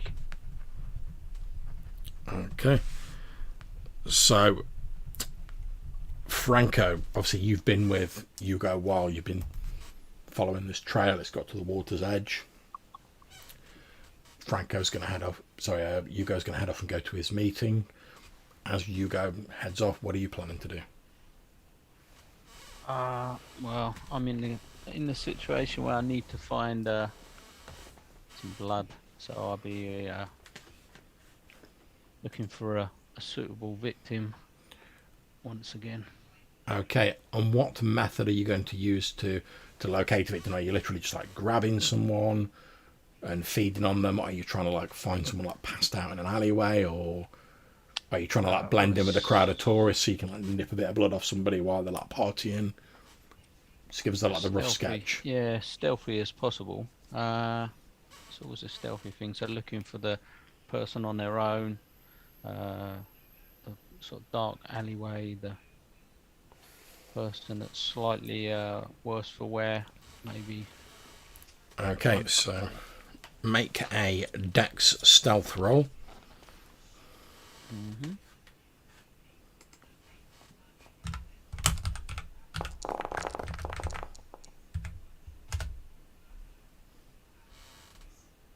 Okay, 2 successes, so you have located somebody, and I've just used the random victim roll. So as you're walking through the streets of Castello, you are eventually drawn by the sound of a gentle sobbing, and as you follow the sound through the winding cobbled streets of Venice, the back alleys, it eventually opens up into one of the many small sort of little like squares. There's a few benches, they're quite popular with tourists, and you see a young woman. She's obviously not a local by her manner of dress. She's sat on a bench, sort of gently sobbing to herself. There is what appears to be it must have once been like a bouquet of flowers, but it's been like strewn across the ground and like discarded, almost like thrown down on the ground. And she's sitting there with what looks to be a cheap bottle of white wine, a screw top with the top off it, and there's a bit of snot running down her nose. She's sobbing to herself and occasionally breaks off her sobbing to take like a glug of this wine. I assume you don't speak English. Yeah, I do actually. You do? Okay. Yeah. Occasionally she breaks off. She's obviously like a little bit drunk. She occasionally breaks off and she sort of has a bit of a shout, and you're able to gather from the sort of snatched sobs and shouts as you sort of approach stealthily unseen that she appears to have been sort of stood up or dumped by her other half. Originally they were supposed to meet here. They were supposed to have like a nice date. He was going to bring her some flowers, she was going to bring some wine to drink, and he basically chose to stud her up. She like dashed the flowers out of his hand and basically told him where to go. And now he's left, she sat there sort of sobbing to herself and like drinking this wine to sort of dull her sorrows. And she just sat on this bench in this little square on her own, sort of tears running down, sort of drying on her cheek, and like a bit of snot running out of her nose as she's like sobbing and like drinking this wine. Is it quite well lit though where this is, or? Not really, to be honest. Oh, okay. It seems like they were basically looking for somewhere discreet to meet up. Maybe they were planning to go on to somewhere else, and then obviously things blew up and he's stormed off or disappeared off, and she's just like plonked herself down on this bench and is like drowning her sorrows. Okay. Well, I'm gonna, obviously quite hungry at this point. I'm gonna try and stealth up behind her. Indeed. Yeah, and you've succeeded on your roll. You don't have to make any further rolls. So yeah, she's obviously very distracted by her own sort of feelings of sorrow at the minute, and the slightly intoxicating effects of this, what you can now smell as you get closer, very cheap wine. So like supermarket sort of bargain bin wine. And you easily like creep up behind the bench. She doesn't appear to have heard you whatsoever, and she's just sort of drinking out of this wine bottle. Yeah, and driven by my hunger, then I shall look to, take a bite at her neck. Okay, yeah, that is not a problem. You bite into her neck. Immediately she sort of goes limp under the effects of the kiss as your fangs sink in, and this sort of predatory bliss washes over her as part of the measures to the vampires used to hunt their prey and incapacitate them. And her arms sort of fall down by her side. The bottle's like still like limply gripped in her hand, but it's just like gently chinks onto the floor and rolls away as her arms just sort of fall down. And you're sort of basically holding either side of her arms to like steady her, so she doesn't just like slide off the bench. Okay, how much of your hunger are you looking to slake from this individual? 2 dots. 2 dots. Okay. So that will take a scene. That's the most you can take from a human without it harming them. However, in this situation, because you are so hungry and due to the effects of the liquor in her bloodstream, which will obviously affect you, I'm going to ask you if you can make me what did I ask you to make for the frenzy check, Yanis? It was something plus a third of your willpower. Well, there is a frenzy roll. Yeah, the one that I rolled was willpower, which you can click the word willpower, and then you need to manually add on 1/3 of your humanity, rounding down, which is going to be 2 for everyone. So it's not that button called frenzy then specifically. Oh, it could actually. Give it a go. We'll see what happens. Yeah. If it's not, we can always ignore the roll. Oh yeah, Okay. it could. There's loads of dice. How much willpower do you have? I've got 6 white squares. Yeah, Yes, that's correct. That's correct. Yeah. Okay, so you drink off this unfortunate woman. It takes a scene. You reduce your hunger by 2, and she is unharmed, although she's sort of like dazed and like delirious. And as you drink this blood from her, you feel something of an echo of the tremendous sorrow that she is feeling sort of washing over you. I'm just going to check if that actually has any effect on you.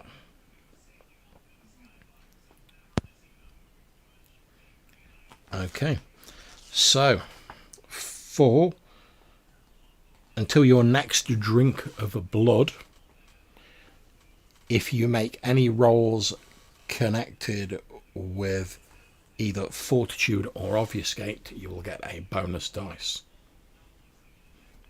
As something about this blood that you have drank, the sorrow in it sort of rings true with the ability to shrug off wounds and sort of armour yourself, but also to disappear in an attempt to avoid future hurts.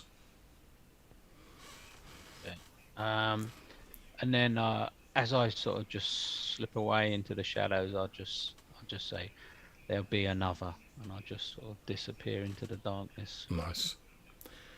And you vaguely hear a sort of a murmur off her, but she's so sort of like dazed. It just sounds like you don't know what she says, but she obviously heard you, and then you slip away unseen into the night. Your hunger sated for the moment. Okay, so Aurelia, what are you up to?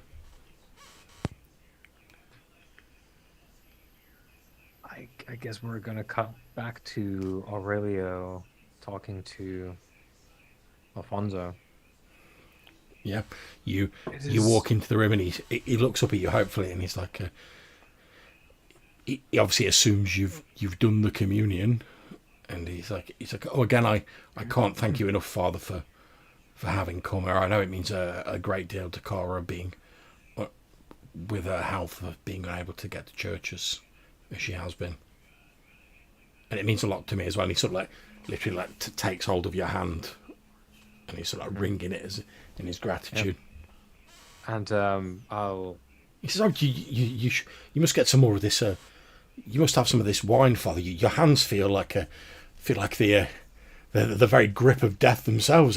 You'll catch a chill." And he sort of he holds this like cup with like some of this cheap red wine up to you. I'll take it and put it on the table. Never mind my cold hands. Here, hold yours out. And He holds out his hand. I'll sprinkle the pinch of salt that I took. He looks a little bit confused.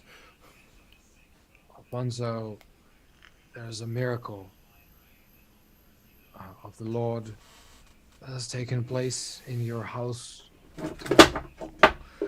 He sort of he almost knocks over his chair as he sort of stumbles back a little bit, and he's like, "A miracle, Father? What do you mean?"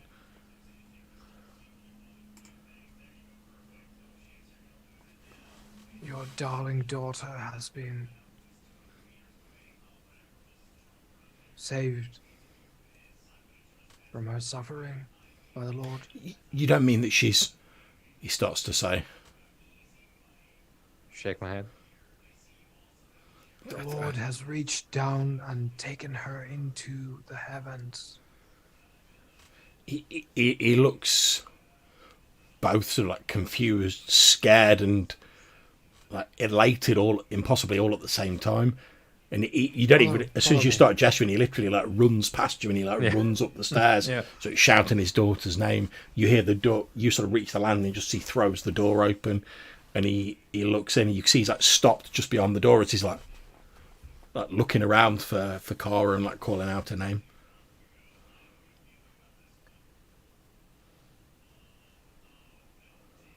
Look, she lay there. I'll motion towards the bed. He walks over and he peels back the sheet, and you see him sort of like touching the salt scattered on there, and he looks at the salt that's in his own hands. And at this point, I'm going to say you have to make some sort of manipulation roll, because this is quite a salesman pitch you're trying to do to this guy. And normally you wouldn't even get a roll for this, but because he is like very religious, if you get like a very, very, very high success, you might pull it off. Yeah, we're laying it on thick with two C's, no K's here. We're talking you're going to need at least like 5 successes to pull this off. Let's go. So we're doing manipulation. I'm open to what you want to suggest for the skill. You might want to consider spending a willpower to get them like 3 extra dice. Yeah, there's subterfuge, which is the whole of the thing here that I'm doing. So manipulation and subterfuge, and we are definitely gonna put down willpower on this, because it's basically Aurelia is relying on the fact that he's got some priestly authority to just bullshit here right now. So I can actually put in the difficulty here. So the modifier is going to be 3 from the willpower. Difficulty 5. Subterfuge manipulation. Okay, here we go. Wow. 6 successes. So messy critical. Indeed, yeah. Okay, so we've been talking about messy criticals a fair bit, so we sort of know the deal. Do you want a stain? Do you want to somehow breach the masquerade? Maybe lose a dot in a sort of advantage you've got, or do you just want to fail? Well, failing is not an option, so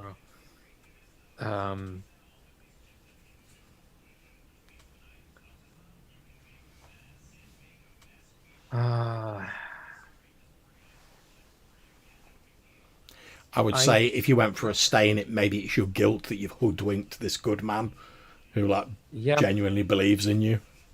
Yeah, and on that very topic, there's an interesting sort of crossroads here of this is like blatant abuse of someone who is like extremely loyal and I don't want to say dependent, but really like he's in a bad way, and there's an he's like a drowning man desperate for something to hold on to save himself. Yep. And at the same time, like, this is kind of Aurelio's like abhorrent paradigm with this whole thing. The reason why he values Alfonso is it's tied to his conviction about basically poverty and misery. Yeah. In that age-old context of suffer in this life so that you can be exalted in the next. And I'll toss this over to you, John. How do you feel about this? Because convictions, one of their main things is they sort of remove, or rather, they reduce the amount of strains you get if you do bad things in service of the conviction. But in this particular case, it's the conviction is the primary motivator, and it reduces the harm that comes from the thing that it's causing. Because it's the only reason why sort of Aurelio is putting all these things and is okay with the disappearance of the daughter is because in the context here is that Alfonso's made to suffer. Like, it's his fate, divinely ordained as it is. So it's both like causing stains and, if we so decide, maybe lessens them. Maybe the sort of to get going here is like we could argue the sort of gaslighting abuse here is pretty horrifying by human standards. So maybe because it's one or more stains, maybe two, and then if we feel like I would say two. I would say two, but we'll knock it down to one bit because you're still sort of feeling guilty about it, but you have sort of done it to stop this guy going through more pain, but also he's going to suffer more. So I'd say it lessens it a bit, but it doesn't completely wash it away. Yeah, and it is like by sort of more mundane morality, like it's not good, but the motivator here is something not terrestrial. So it's sort of hanging on to the fact that his fate is ordained and it is this. So it's not great for him, but you know. Yeah, and to explain to anyone watching, and just to clarify for ourselves here, the way stains work is you accumulate them, and at the end of the session, you make a roll based on the difference between your stains and humanity. And if you fail that roll, your humanity degrades. If you succeed, you feel guilt over your actions, but your humanity is preserved. Now, stains, the amount of stains you get, I mean, if it's just something like fairly sort of minor, you might get one level of stain. If it's something like big like this, like effectively you've just like sold someone on the fact their daughter's been like transubstantiated, then you may get like 2 or 3. But if you're acting in the service of your touchstones or some of your convictions, so basically you're like, I'm doing wrong, but I'm sort of doing it for the greater good, that can lessen the amount of the level of the stain you would get. So whereas Johannes would have probably been getting 2 or 3 for this, because he's doing it to like preserve the life of his touchstone, the Alfonso Salvetti, and also he's trying to sort of prevent him from killing himself, basically, as far as he's concerned. That sort of knocked it down to a level 1 stain. But yeah, he literally falls on his knees by the side of the bed, and he's like clasps his hands together in prayer, and he's like, praise the Lord, it's a miracle.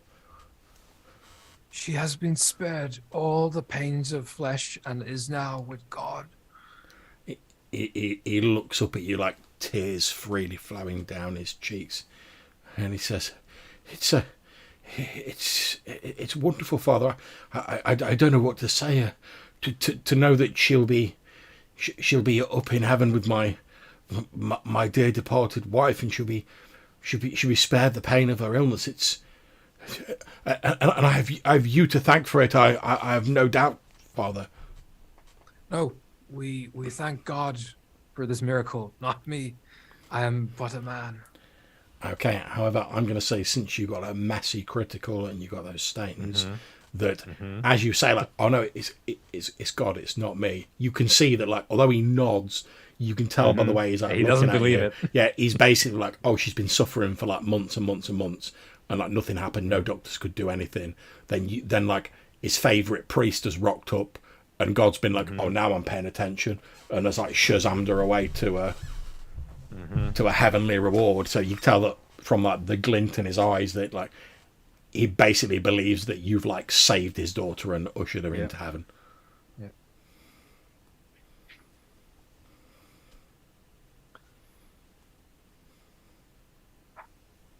I'll get his hand and I'll say, as the scriptures tell us, we are indeed the salt of the earth, and your daughter was worthy.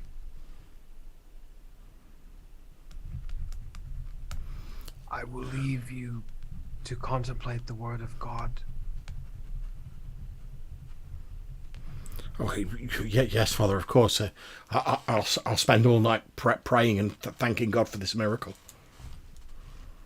I'll get to, like, shuffle off to the door because I'm very anxious to get away so that I don't lose control. And I'll turn back at the door as like, remember, Alfonso, in the midst of your prayer to drink and eat as well. Yes, of course, Father, of course. He says, as you're walking out, you hear him say, and in the morning, Father, I shall be straight to the church to again thank God for this miraculous blessing. Thank you again, Father. Thank you. And you hear that voice fading as you're I hurry away because I'm like, because all the way through the bullshitting, it's basically like, yeah. And it's like, no, we need to go. Okay, so what's your plan after you leave? I will go to the cemetery because I need to deal with this. Okay, not a problem. So you start heading to the cemetery. So yep. I'm going to now jump to our favourite two thugs on the run, Sonia and Hugo. So it doesn't take you long, the two of you, as you go to your respective meetings, it doesn't take you long to realise that you're both being summoned to the same place. Yep. Like I say, the sort of poor back streets of San Polo. And I'm going to ask, can one of you, doesn't matter which one of you, can you roll me a D10? Yeah, I'm happy to. Okay, see if we get a 1 or a 2. Okay, no, so 4. Basically, if you'd have got a 1, I'd have said you bumped into Aurelio as you were like, because you're both in the same sort of area. But no, you don't. I mean, it's pretty unlikely anyway.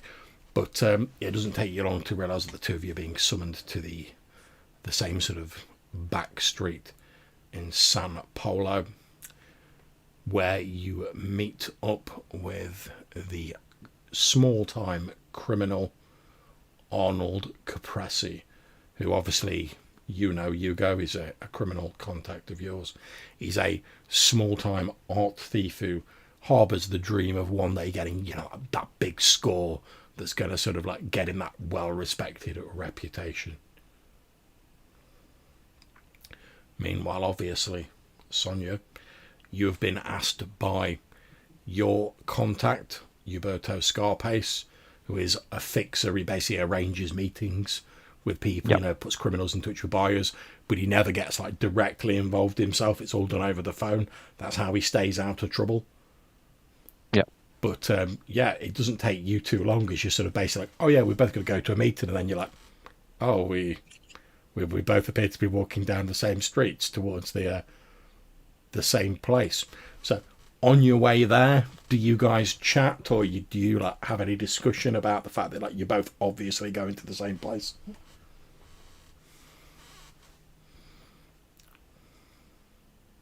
What's the score, Hugo? I didn't get any details really. I just we do favors for each other from time to time, and he just asked me to watch his back during this particular meeting. Not expecting any violence or anything to go wrong. It feels like just a quick few bucks. Well, I do recommend that you probably go ahead of me when Okay. we get nearer, because if anybody suspects anything, it's all going to go wrong. Okay. Well, I'll walk a Okay, few so hundred feet ahead. yep, you head down to the arranged meeting point, and you see Arnold Capresi stand there. Now, like I say, he's a small-time art thief. Obviously, he's a criminal contact of yours. So, what does Arnold Capresi look like, Hugo? I think he looks like a what would you say? Like a hipster. I think he's wearing like dungarees with one of these hipster hats, with the brim, and wearing like a real long, ridiculously long coat that kind of goes down to his ankles, and everything screams like wannabe. Everything about him screams wannabe. Okay, yeah. Wants to be a gangster, wants to be an artist, wants to be a... I understand. Wants to be the big man about town. Yes. Okay, yeah. So you see him stood there, unlike his normal sort of like cocksure, easy stylings. He's looking a little bit nervous. You can see he's got basically like a Hessian sack next to him, which has like a sort of roughly bowling ball sized shape object in it. It's tied at the top with twine. He's obviously he's basically sat on a bench with the Hessian sack like between his legs, just in the shadow of the bench, and he looks up and like gives you the as he sees you. Okay. And we've done this a few times. Does he feel like he's always this nervous, or he feels exceptionally nervous this time? He doesn't feel exceptionally nervous. You know that despite his facade of being like, oh, I'm the big time sort of criminal, he's actually like not been doing this for very long, and he's quite small. I mean, you know that like he gets off on the excitement of all this a little bit, but also he's quite nervous because there's like he's a small fish in a very big pond, and like if he doesn't play straight or he messes anyone around, like he could end up floating in one of the canals. So he's always, like I say, he sort of gets off on the thrill of this sort of thing, but he's also always very nervous because he doesn't want to put a foot wrong. Okay. So I will. He's sitting on the bench, you said? Yeah. So I'll just kind of sit down beside him and kind of tap him on the knee and just tell him to relax. He's like, yeah.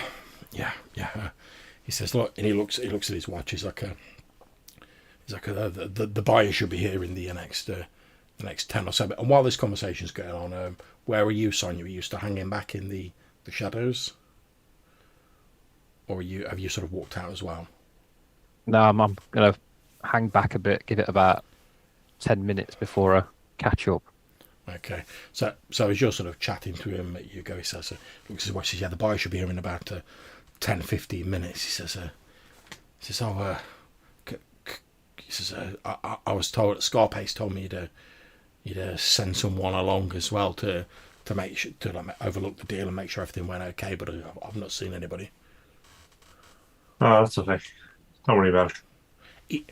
He says, well, to be honest, I'm glad you're here. I was starting to get a little bit nervous, sat here all on my own with this here.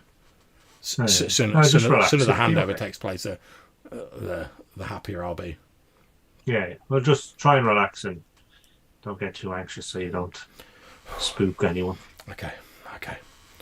And as you're having that chat, both you and Sonia, with your sort of increased vampiric hearing, Caprese doesn't seem to have like noticed it yet.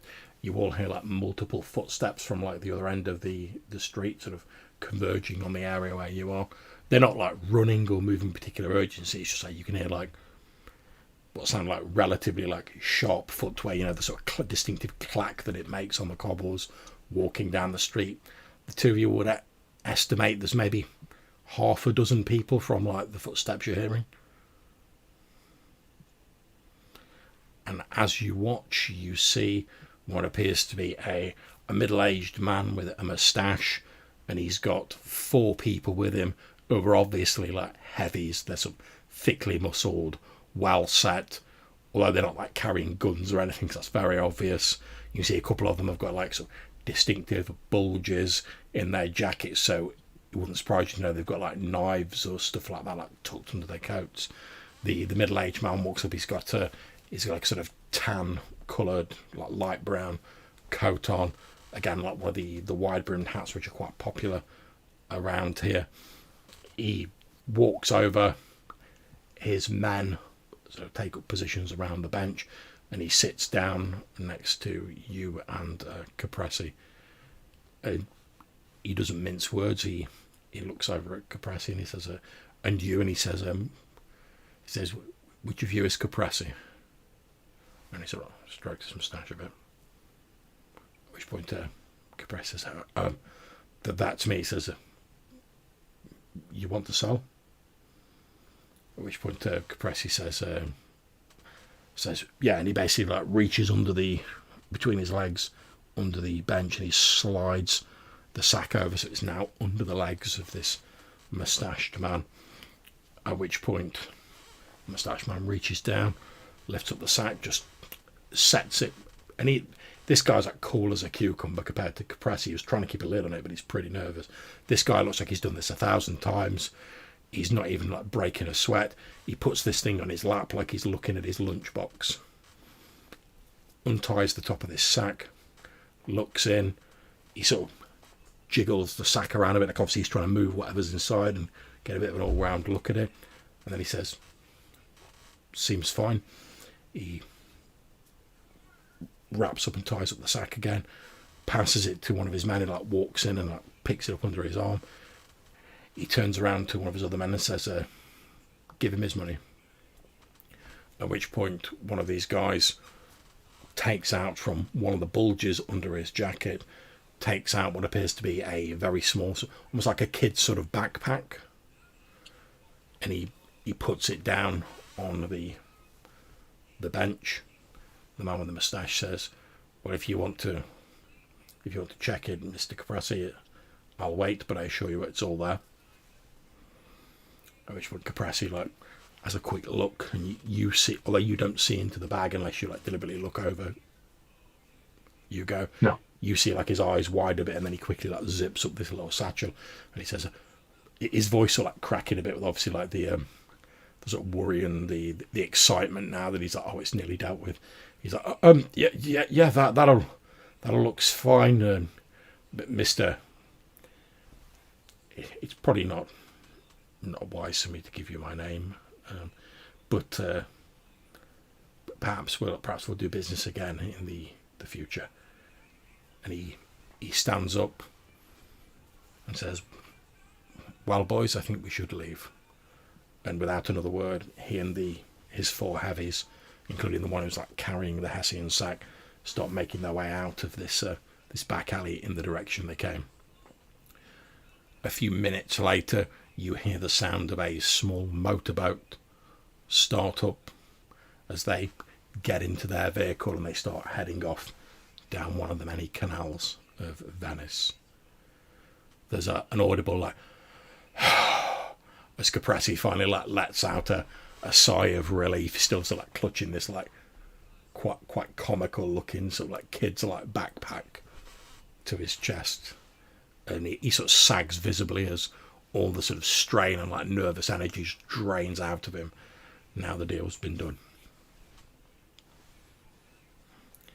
He looks over at you and he says, thanks again, Hugo, much appreciated. So like I say, Scarpace was supposed to be sending someone, but well, I'm glad you turned up because it doesn't look like they have. Yeah, well, not to worry. Everything seems to have gone off without a hitch. Seems like it, and he reaches inside the bag, he takes out a wad of like euros, where like they've still got like the little sort of like bit of paper around them, and he sort of holds it out to you. I'll just take it and put it in my coat.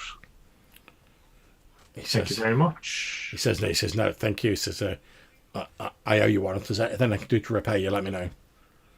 But well, I've probably lingered here a bit too long. I'm gonna hot-foot it out of here and go and put this somewhere safe. He says he like shoulders the like backpack on one shoulder, and then he looks around and he basically like takes off at a jog through the streets. Okay. So I will walk back towards Sonia and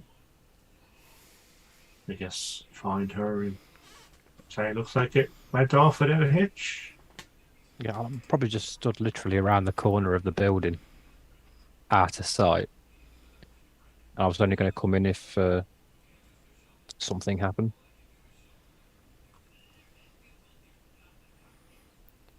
Indeed, it all seems to have gone pretty much without a hitch. The two of you meet up. What's the plan? Well, we better try and find the rest of this merry band. Yes. Okay. Each one of them's got a phone. I'm going to assume for the sake of like convenience that you've probably all got like 2012 mobile phones, and you've got each other's numbers, unless for any particularly pressing reason someone doesn't want to have one, just because it'll make it easier for you guys to like keep in touch. I will call Aurelio then. Okay.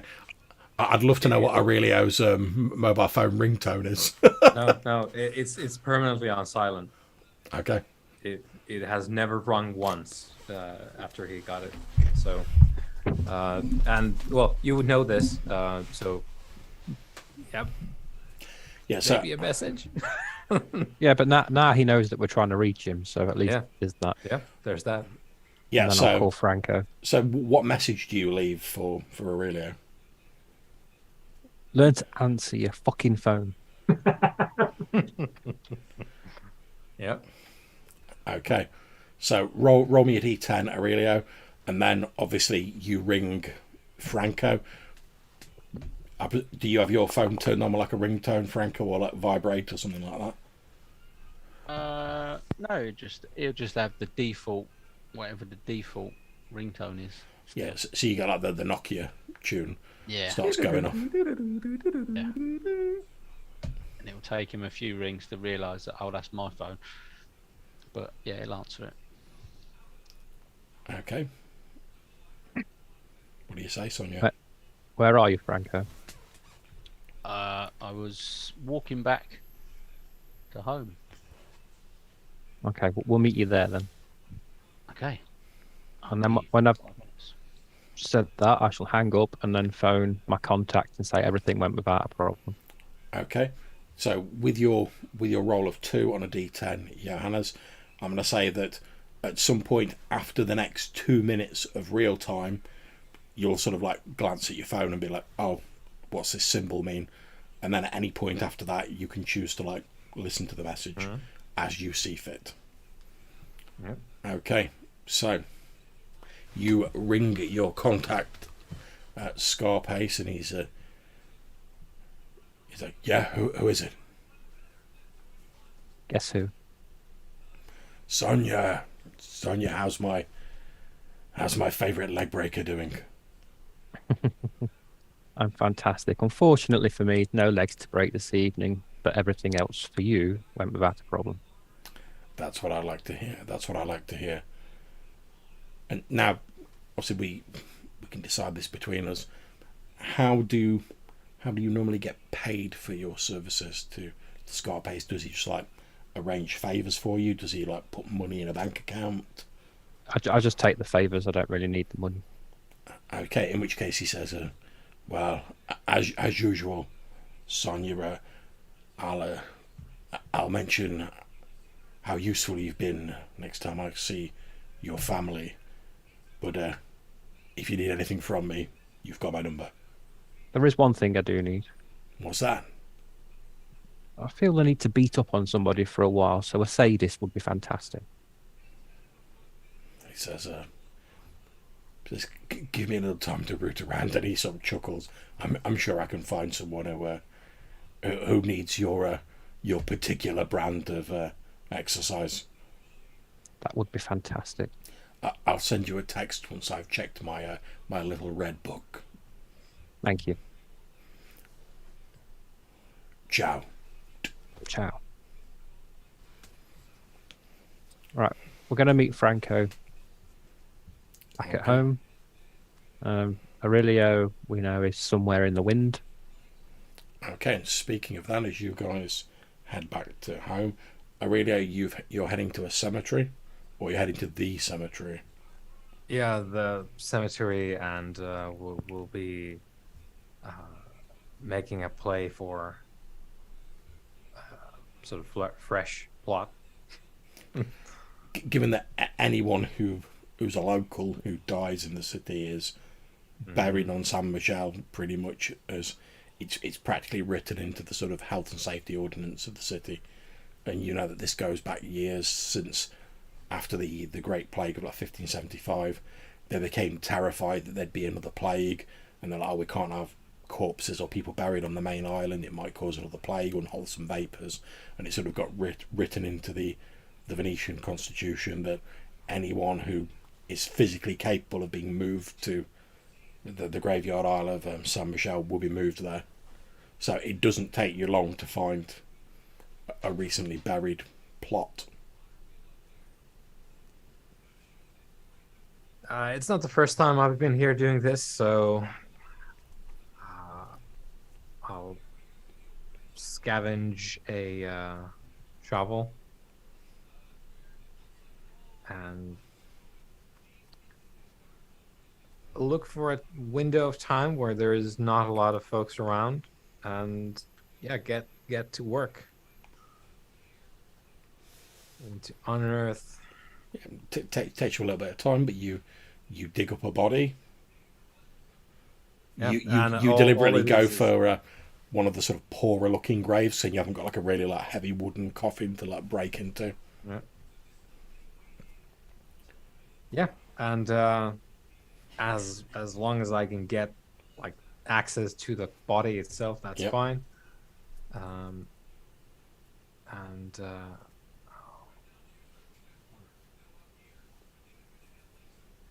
It's good eating,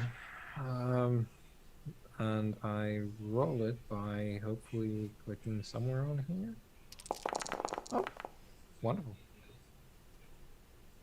Yeah, wouldn't you know it? Messy critical. It's a messy critical. Okay. I will say that this is probably a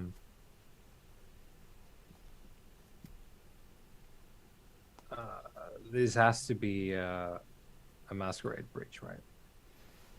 Well, that's absolutely fine by me. So now, yeah. obviously, just seeing you like digging up a corpse wouldn't be enough.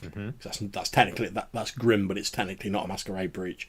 So presumably, someone has seen you, like literally, like drinking blood out of this interfere corpse. with the corpse afterwards, like that. That's the like what? So what I'm going to say is you've dug up this this pauper's grave effectively.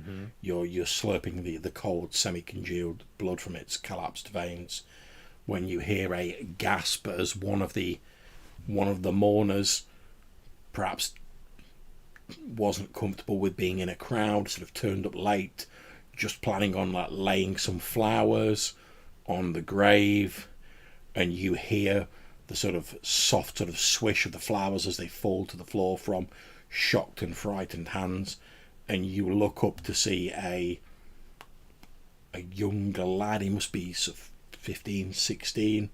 These flowers have dropped out of his hand, and he's like with like fear and horror as he looks across, expecting to see this grave he's going to lay the flowers on, and he actually sees this pallid vampire sort of cradling this corpse, its face buried in the neck, sort of slurping blood from the body, and he lets out a loud scream as he sees you and immediately starts sort of like running in the opposite direction. As best as I can, while maintaining that speed is of importance now to disappear. Again, probably not the first time I've tried to do something like this, but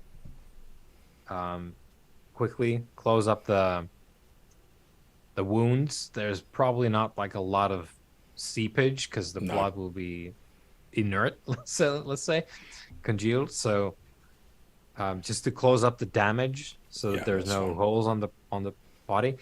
And then actually it's pretty clean eating, right? Aside from like my own face maybe, but like otherwise like obviously most vampires would consider it extremely unpleasant. It's the equivalent of someone who's like, normal blood is the equivalent of a lovely sort of 3-course banquet set out on a table in front of you, whereas for you, you're like, actually I just want to leave that like sat in the open for about a month and then I'm going to eat it. Is that all right?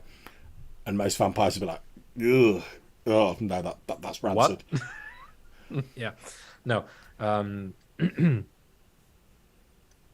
I will try to make it look like it was a case of someone broke in to rob the corpse, like as a like steal their stuff, anything inside the coffin. Yeah, that's fine. There's not really that many personal possessions inside the coffin, but yeah, you sort of like rough it up a bit and stuff like that. Which is actually I'll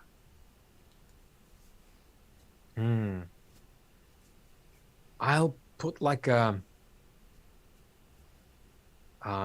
get, because that's the kind of person Aurelio is. I'll get my leather strapped, like old school watch. Just quickly put it on the corpse and put it like in such a way that it looks like it's Someone was trying to pull it off and got disturbed. Yeah, and I'll like put it on the handle like this, and sort of leave the hand outside the coffin, and then belt it. Okay.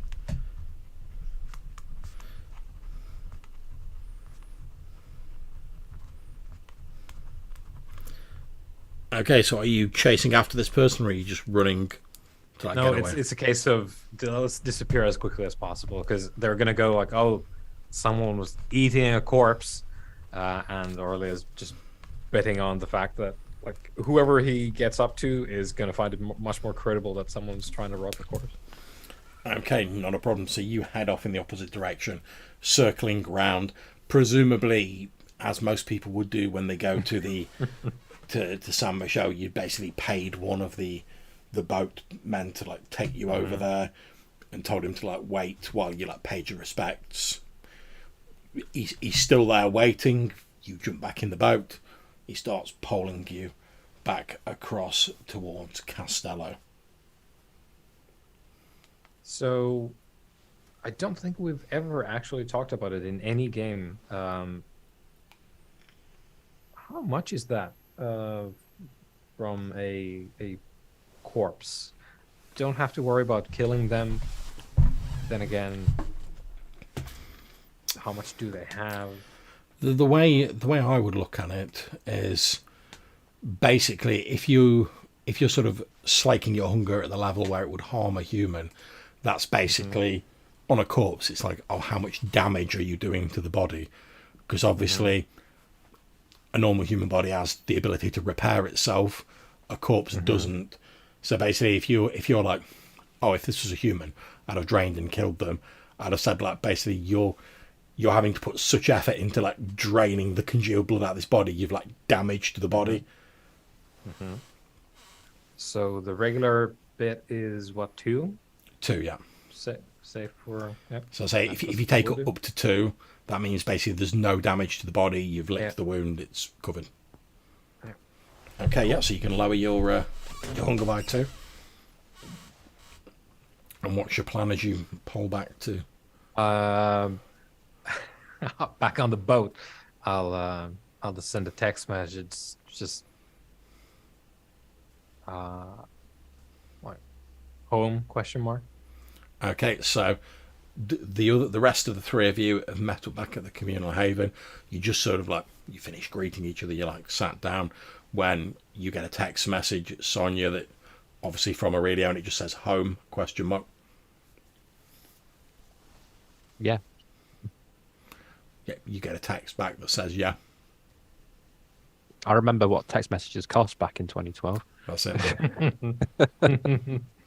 Yeah. So I will head there as well. Okay, not a problem. So, but I will not reply to the affirmation. Okay, so Hugo, Franco, Sonia, you've all met up at the communal haven. You know Aurelio's on his way, but we know it's going to take him a little bit of time to get there. So what are you guys doing at the communal haven? Okay, so that's that taken care of. Franco, what are you going to do with all this computer stuff? I was going to talk to one of my contacts.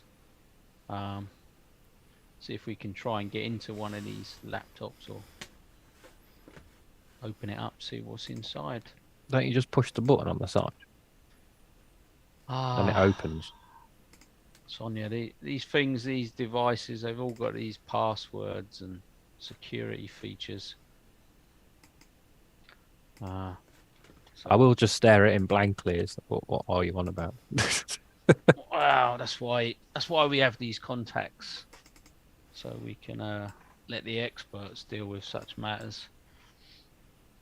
But it's intriguing what this competition or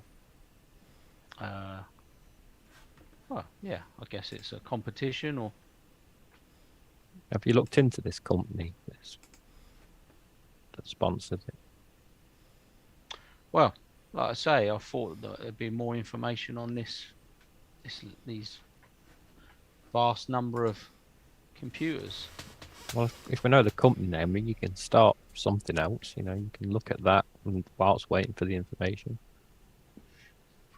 Well, if I hadn't have had to go and had a drink, I'd have probably seen my contact by now. Okay, so are you planning on getting in touch with your contact now, or? Yeah, I mean, I'll use my phone while we're waiting. Okay, and who is this contact? What's his? It's on the sheet. It's Nico. Nico Albano. Albano. Yeah. He's my contact guy. Does he look like Steven Seagal? If you want him to. Yeah, I'll just give him a ring while I'm waiting and see if he can help me with some computers, laptops. Okay, and what sort of like relationship do you have with Nico Albano? If you had to like give me like a very sort of capsule description of him in like a sentence, how would you describe him?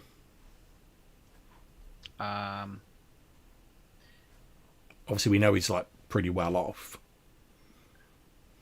Yeah, well, I'm pretty well off, so he talks in money. So, you know, he's good friends with me because we both got money, and he potentially overcharges, but he always gets the job done. So it's a good working relationship because I always get what I need, and he always feels like he's getting well rewarded. So and I assume, given that you're planning on contacting him about this, he's got some sort of influence or knowledge in the sort of technical field of things. Well, he seems to have his fingers in all the pies. You know, if he don't know it, he knows someone that does, and he'll just take a cut. You know. Okay, so you phone Nico Albano, and he's like, Franco, how you doing? Good. Yourself? He's like, oh, not too bad, not too bad. Closed a few deals today, made a pretty penny into the bargain. How's the world of business treating you? Same as always. It's steady. He says, oh, he's like, that bad, eh? Says, steady's not sexy, Franco. He's like, you've got to speculate to accumulate, Franco. He's like, if you're not moving up, you're standing still, and if you're not standing still, you may as well be dead. Well, that's how you look at it. But he says, hey, he says, it's kept my bank manager happy all these years. Yeah, that certainly is the case. I'll haven't got time for a lot of chit chat today. I've got something that maybe something you can help me with. I've got a number of laptops. All right, okay. I seem to have, shall we say, forgotten the passwords to. All right, I get you. And I was trying to gain access and have a little look. He says, mind you, some of these laptops nowadays is like, he says, I could probably get a guy, but he says it's not going to be cheap to like force our way into a secure laptop. He says, but well, if you've got the money, Franco, I know a guy. I can make a few calls. You know, I'm good for it. Yeah, of course. He says, how urgent is it? Do you need it looking at now? In a week? What are we talking? Well, I was hoping that you'd be able to have a look at it, let's say tomorrow. It's late now. He says, yeah. He says, look, I tell you what. He says, there's a guy who owns a shop in the Rialto. He caters to tourists mainly who are having like trouble with their cameras and their laptops and their phones. You know, the normal sort of bullshit that tourists are worried about. But this, don't pay attention to that. His shop's gaudy as all hell, but don't worry about that. He really knows his stuff. So he says, I'll give you the address. He says, drop it off there. Let them know that I sent you, and then they'll get it sorted for you. Okay. He says that they're open from 9 to 5 most days.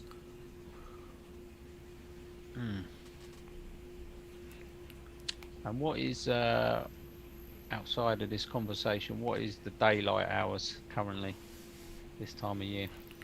Well, it's winter, so it gets dark pretty early. Although like 5 is like cutting it a bit fine. Yeah. Well, if you could ask your man to just hang around a bit tomorrow, I should be able to get to him by 5:30. He's like, he says I can do, but he's probably gonna want time and a half. I'll sort that out.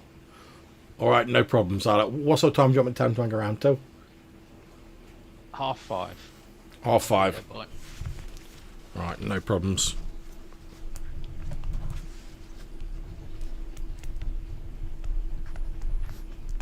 Anything else? No, that's it for now. It was good to talk to you. Okay. Yeah, likewise. And if you ever decide you want to get off the fence and start making some real money, like come and talk to me. Maybe we can slide you in on a few deals. Get you a bit of a leg up. Like I say, you can't stagnate in this game. You got to keep moving up. Yep. Well, you'll be the first to hear if I'm looking for a change. All right, Franco. Take care. I'll speak to you soon. Yep. So obviously, I'll drop them off tomorrow. Yep. No problems. So by the time that's all sorted out, because we've condensed that conversation, by the time that's sorted out, it's just about when you're arriving back at the communal haven, Aurelia, and it's over to you guys.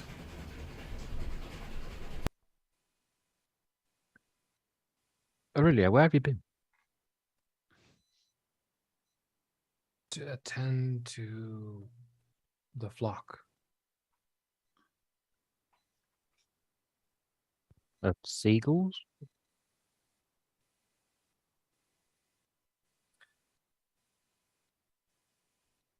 Lamentably, the seagulls have yet to develop a proper appreciation of God's word, but one can only hope. No, it is the mortals of our fair city that I speak of. And I have been looking into Palladio, the architect, as well. Though Okay, I do not have much to report at this time. I have located his grave, but I'm still looking into the man. Okay. It is hard to protect you if you go away alone. Well, one hopes that protection would not be strictly necessary at all times.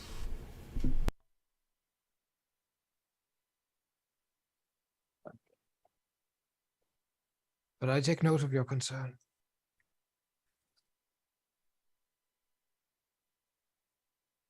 So, Franco's got some laptops.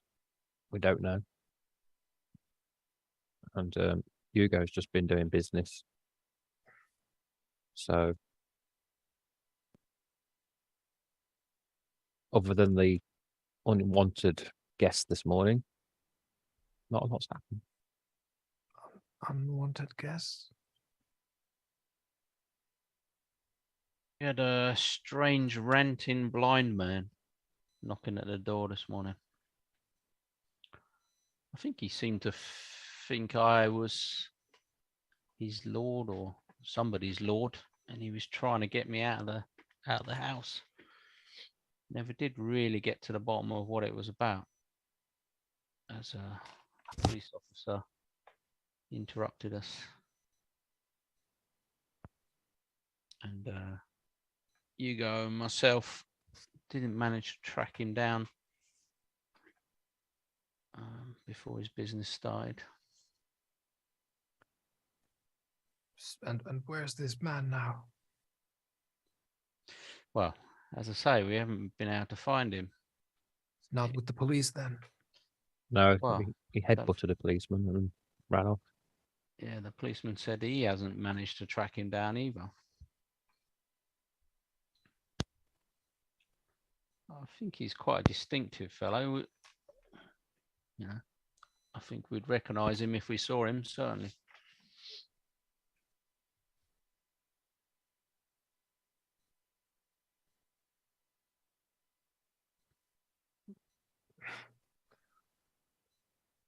Unless anyone has any pre-existing arrangements, I don't see how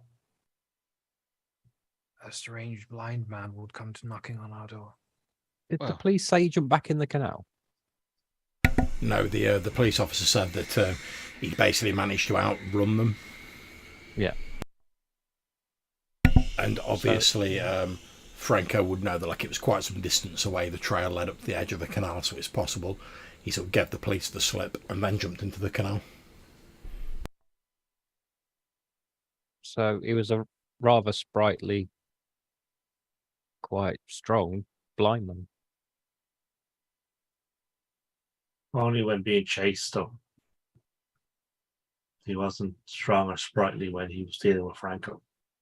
Still quite an intriguing character to be able to run away from someone at such a pace, Yeah. if blind. And also the water that dripped off him while he was fiddling with the lock. All very bizarre. And run to which direction? Well, He basically headed in a roughly sort of western direction towards like the nearest canal. So basically, he would have sort of from your communal haven, which is here, he sort of ran to this canal here, sort of via numerous back alleyways, before apparently jumping into this canal.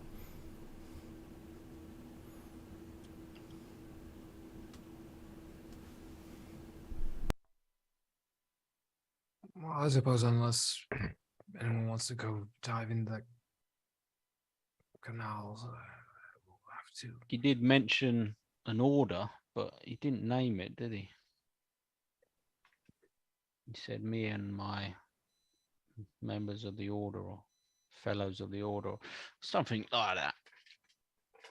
But no, I He was wa- slowing the police down outside. He was he Was it a did monk? he Priest? did smell quite drunk as well. Yeah, because he made a lot of noise. The police turned up, so we had to defuse the situation very quickly. For the next 2 weeks, So- the police will be on patrol in the area. Everybody's been told. Well, this is less than ideal. Having the police in increased numbers. Well, they're concerned about crime in the area, so A ranting, blind, drunk man did this. I believe it's a time to have a word with our tenants. By which I mean our two fellow coteries. Hmm.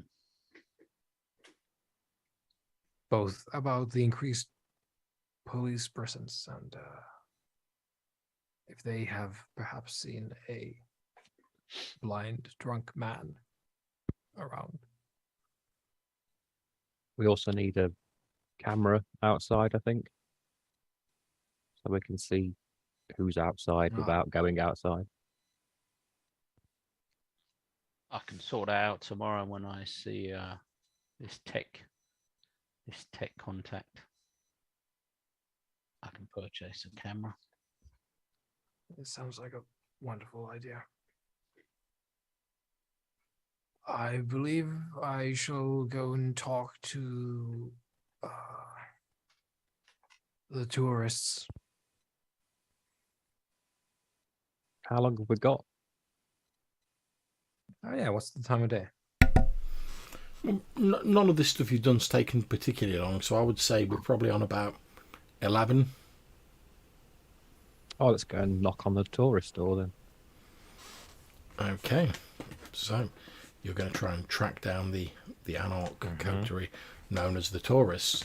So, since we're doing a little bit of setting building here, I'm going to sort of throw this a bit open to you guys to basically sort of, what's your normal way of contacting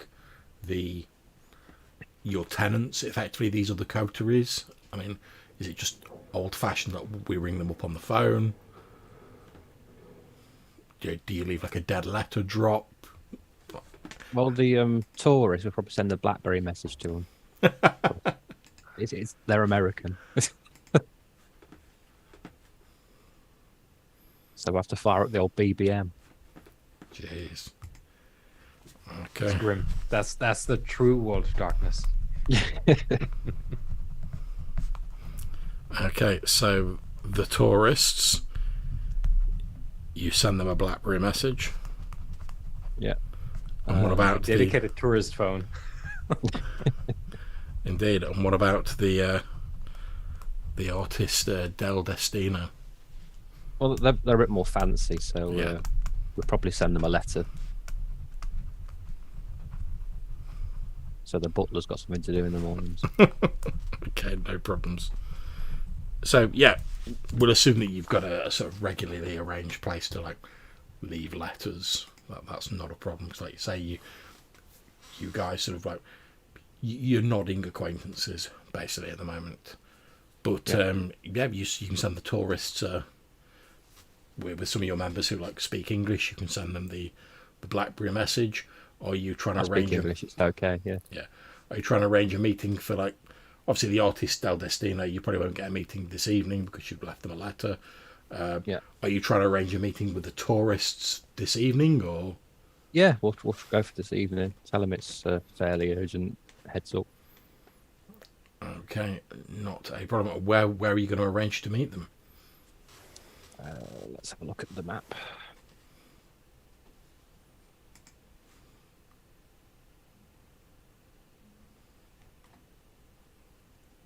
We'll go for the Piazza, which is just east of the Haven. Okay, no problems. So you arrange to meet them at the Piazza, and indeed, when you presumably all head over there, a short distance later, you can see that the tourists are there. Their leader is a man by the name of Raiden Scott. He's a thin, lanky man who wears a sort of short-cut leather jacket. He's got a wavy, sort of coiffed hair.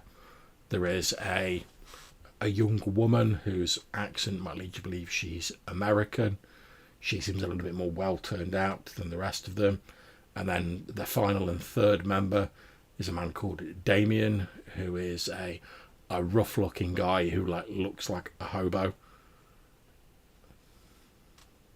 He's pretty roughly dressed. Normally doesn't really say a great deal. But yeah, you meet them at the Piazza. What do you say? Get a Lugo. Go on, you go. In you go.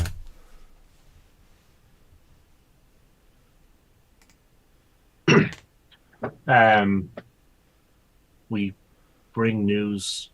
There has been a incident with a mortal that has startled the police. This mortal was a strange mortal who knocked on our door, who appeared frail while trying to talk to us, but who came to life and sped away once the police became involved.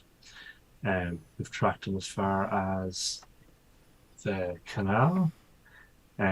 He also seemed to have drip canal water when he was at the door. So we have come to warn you about increased police presence in the area as a favor, and ultimately to warn you about this individual who seems to know more about our business than we would like, and to ask if you have perchance seen such a character. Blind he was, with cataracts. Okay, Raiden Scott, the leader, steps forward and into English with a very faint sort of American twang to his voice, which I won't attempt to do. He says, "No, can't say I've seen any people like you described, but thanks for letting us know about the police and whatnot. I mean, we're not really here to cause anyone any trouble. We're just we're just hoping to relax and soak up the vibes of Venice." Eat. Well, keep your wits about you for the next number of weeks. I believe that this character will return.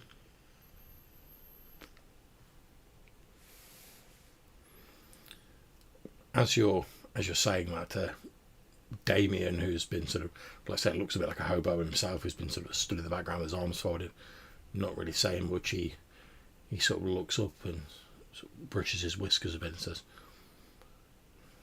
"I suppose it could be one of the boat people. They're a weird sort of like cliquish lot. They're always like muttering on about something." What can you tell us of the boat people? He says, "Well, I spend a lot of time. I like my own company every now and again, so I spend a lot of time wandering about, and I'm pretty good at like not being seen when I don't want to be seen, if you get me. And most of the people who like pole the boats around Venice, they're just there to make a few quick bucks off the tourists. They'll sing "Oh Sole Mio" and whatever if it gets them an extra few notes, but they're just doing their job. I found like when you start getting into like the poorer areas of the city, though, like the people on the boats start getting a bit weird. When you start dealing with like people where they're like their families have been like boat people going back, and they're like their dad was a boat person, and their dad's dad was a boat person, and so on and so on. So yeah, they seem a bit of a weird lot. They seem to like keep themselves to themselves, and they always seem to know what's going on in like any part of the city. I mean, if you want to find out what's going on anywhere in Venice, you want to ask one of the boat people about it. If anyone has seen your blind beggar man, it'll be the boat people. I mean, without the boat people, pretty much the city grinds to a halt. I mean, this whole place is mostly nothing but water. And is there any easy way to tell these boat people from your average money grabbing? He says, "Well, easiest way is if you go up to them and you ask them for some of the standard touristy like bullshit, the old Solomios and the whatever. If you ask them that and they flat out refuse, Doesn't matter how much money you offer them. Like most of the people on the boats, like just catering to tourists, you offer them a bit of extra money to sing a bit of nonsense. They'll jump at it. These old school people though, they won't have any of it. Don't matter how much money you offer them. The way they seem to see it, they're carrying on a tradition. Obviously, they take the money because everyone needs money, but they're not doing it to like please tourists. They're doing it because, like I say, their families have been doing it for hundreds of years in some cases. That's how you can tell apart. And also, if they've not got one of these like flashy new boats, it looks like it gets a nice spray down and a lick of like paint and a bit of fresh like bitumen on it like every 5 minutes. If they've got a proper like old boat that looks old but it's well maintained, that's how you will know them. Okay. Well, perhaps we will go and seek out these boat people, see if they can't help us find our friend. Suddenly fall silent again. At which point the young woman, Valerie Reyes, who's been, like I say, has a much more pronounced American accent, which again I won't try and do because it'd be awful, says, well, we were just, there's not much of the night left, but we were just planning on hitting some of the tourist spots and having a few drinks and, enjoying the rest of the evening. You're welcome to come and join us if you want. I am a little thirsty. Perhaps we should be good neighbours. Great. Glad to hear, Richie says. I've often been saying to Damien and to Raiden that I know we're tourists here, and I know a lot of people don't like us, and we're a bit loud, we're a bit leery, but we're all sort of connected by blood. We've all got to look after each other. We enjoy ourselves. I mean, why not? I mean, given the downsides of our condition, why shouldn't we at least try and get some enjoyment out of it? But like I said, we're not here to ruffle anyone's feathers. We're just here to enjoy ourselves. And if we cause too much trouble, to put it plainly, you try not to shit where you eat. And that's always been our motto. Yeah, we enjoy ourselves. Yeah, okay, like I said, we sometimes get a bit leery. We're sometimes a bit less cautious than some of the older types would like us to be. But, we try not to rock the boat too much because we're all in the boat. And if you rock it too much, we all get pitched into the drink. We do. And as she's talking, she seems to exude like a pleasant sense of calm and sort of a joie de vivre that just seems to like flow off her like an easygoing mist. Her presence is, you're pretty much all aware that she's probably using some sort of low level vampiric power, but she's not like mentally controlling anyone. She's just basically exudes like calm and like, hey, let's all just get along and all be nice to each other and have a good time. That feeling just seems to roll off her like a refreshing mist. And do you guys head out with the tourists for a night of revelry? No, because my feeding habit's a bit more noisy than theirs.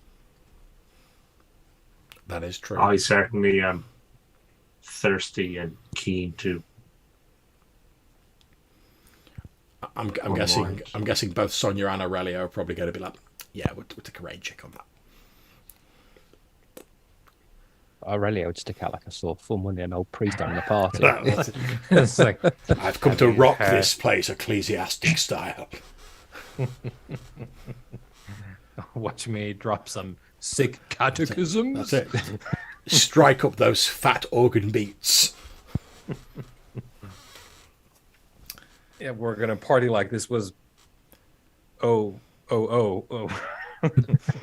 got a techno remix of Yeah. Oh, 40 yard are going on. Yeah. Okay.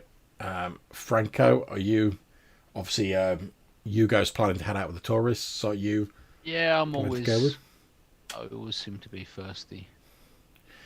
So Okay, so obviously we're not going to go into the details of this night out. Basically, they hit a few tourist spots. There's plenty of drunken tourists about. They ingratiate themselves with a few of them. You know, oh yeah, we're just here to party and have a good time as well. And obviously, at various points of the night, they take a bit of blood from people. You two, Hugo and Franco, you would see that although the tourists sort of like they're very much into the party lifestyle, you know, they're sort of loud, like bombastic, like American tourists. However, when it comes to the sort of vampire side of things, you like getting that blood, they're actually like fairly restrained. You know, you notice that like what they'll do is they'll sort of ingratiate themselves with like drunken parties of revelers, and then they'll just take like a little nip off a few people over the course of the evening, so that it's like barely noticed. And the two of you can both reduce your hunger by 1. As over the course of the night you will get to do a little bit of feeding. If you want to reduce it by 2, you can do, but there will be a potential roll involved in that just to see if any complications occur. Whereas you can just take the 1 off without any roll or anything. I want to keep it short and sweet. I'm quite thirsty. I might take 2. Okay, that is absolutely fine. So given the sort of revelry sort of style of feeding that's going on, we are talking a manipulation persuasion roll, because basically you're just trying to get him in like the party crowd. And Okay. Right, this is probably not going to go well.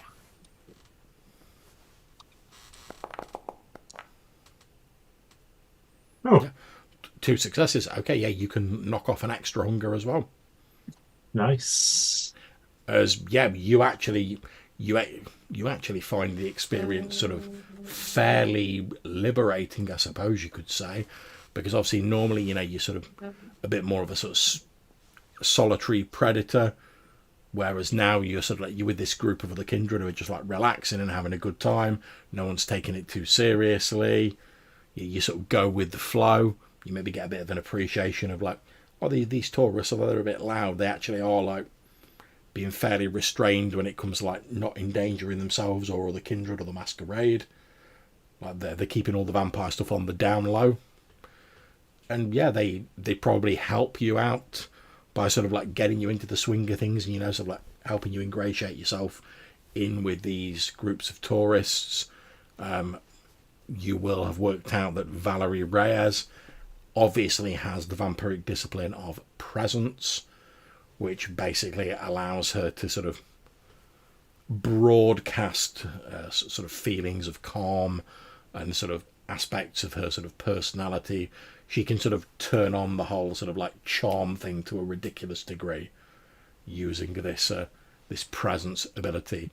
But again, she seems fairly restrained, and she seems to mainly use it to basically help the rest of her coterie and yourself and Franco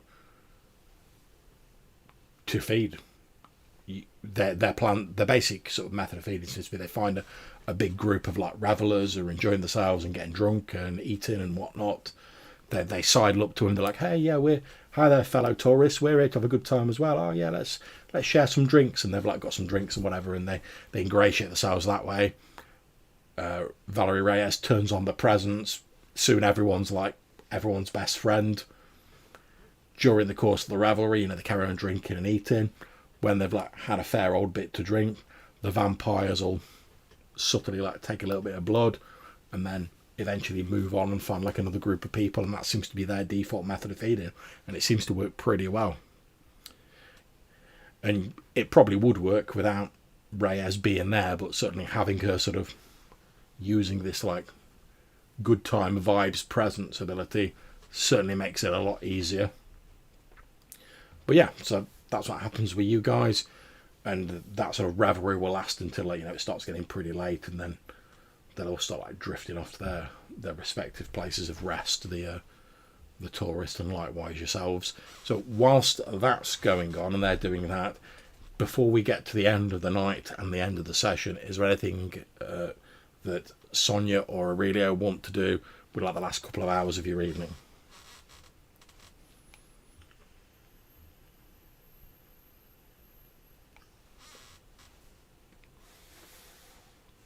Or are you guys just retiring for the evening? Can't think of anything. Like I said, I'm just waiting on that message now for someone to go and beat up. Okay. Yeah, I guess we might not have official business to tend to, so I will let Sonia know that I will be coming by the communal haven tomorrow night as well, but for the next little while at least I'll be in my own haven for the day, because I'm working on the Palladio case, as it were.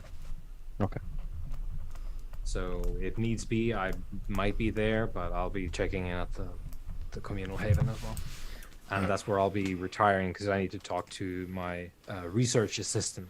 Okay, so Sonia, you will get a text from Scarpace, who tells you that in Santa Croce there is a man by the name of Giuseppe Camino, who is a small-time drug dealer who apparently has been cutting his product a little bit too much for Scarpace's liking, and since like he's set up several buys, he's worried that this inferior product is going to reflect poorly on him because he set up the buys. And he's like, obviously I don't want him killed because Daddy's no use to me, but since you said you wanted to work off a bit of your energy, I'd like it if you could let him know that I'm incredibly disappointed with his recent behaviour and that he should mend his ways forthwith. I will most definitely pay him a visit. Excellent. I look forward to hearing all about it. And then he hangs up. And the two of you are just about to go your separate ways when there is a knock on the door of your communal haven. Oh, I shall once more answer the door. You answer the door, and there is a gentleman stood there wearing a smart three-piece suit. He's holding an envelope in his hand, and he says, good evening, I'm looking for, and he takes out a phone from his inside pocket. I'm looking for Aurelio and Sonia. And you are?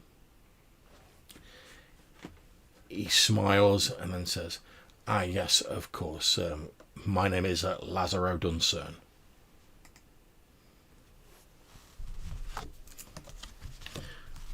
I've been sent here to deliver this. He holds up the envelope.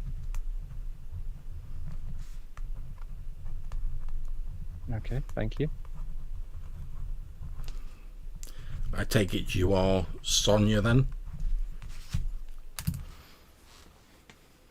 I am, yes. Splendid.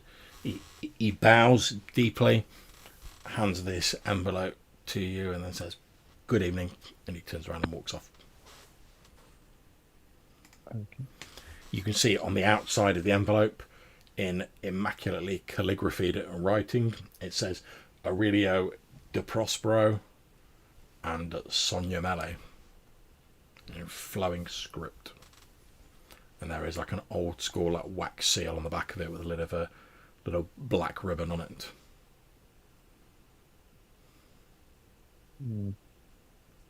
Okay, I shall. You don't think this has got any things on it, do you? Well, what it will hopefully have is merely writing, though. I do wish they would stop putting the names on the cover. If the courier isn't smart enough to remember he's really delivering the letter to, never mind, never mind. Let's see what it is. I shall crack the seal and have a Okay. read. You pop it open, and the letter says, "Honoured family, it has been far too long since our brothers, sisters, and cousins have gathered amidst the splendour of our ancestral homes. Now that the recent unpleasantness is behind us, I would invite you all to a gathering to take place on the evening of the 9th of January at the Ristorante alla Corone. Formal attire is expected, as is a certain level of decorum. As our attentions turn from the past to the future, we have welcomed Kindred, outside our own family, into our ancestral home. In this spirit of renewed friendship, we extend this invite to those coterie mates of our blood who are not themselves of the blood. This message will self-destruct in 10 seconds. Of course I jest, but in all seriousness, the writing will begin to fade from this letter within a minute of you having read it. I look forward to your attendance. Yours, Romano Petroselli." Looks like I need a new dress. It occurs to me that I do not have a formal dress.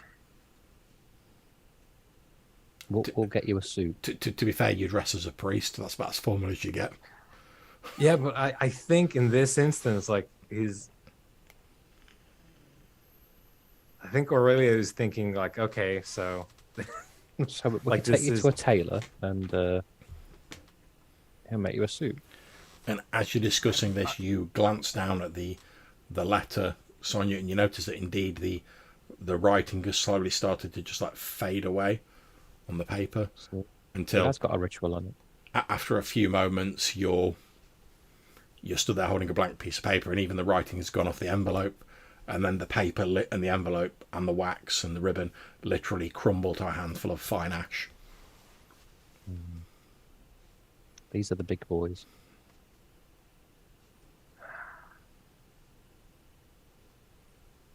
Okay, Yes, so which is 9th why of January, you need a Mm. suit, I need a dress. Yay? That remains to be seen. Not entirely. Let's just say that the clay has yet to set. There may be some muddy eddies yet in this current that we find ourselves in. I don't expect anything else from a family that was at war very recently. And luckily for yourselves, since you're talking about dresses and suits, etc., obviously today is the 2nd of January, tomorrow is the 3rd. The date given on the letter was the 9th, so you've got a fair amount of time before this takes place to make whatever preparations you see fit. Oh no, So- I'm going to make sure that Aurelio's suited and booted before the next moon. So he would have mentioned that he's very poor when it comes to money, and maybe we can find like a tailor who would be interested in giving a priest a free suit out of faith. Don't know. One of those extremely religious tailors.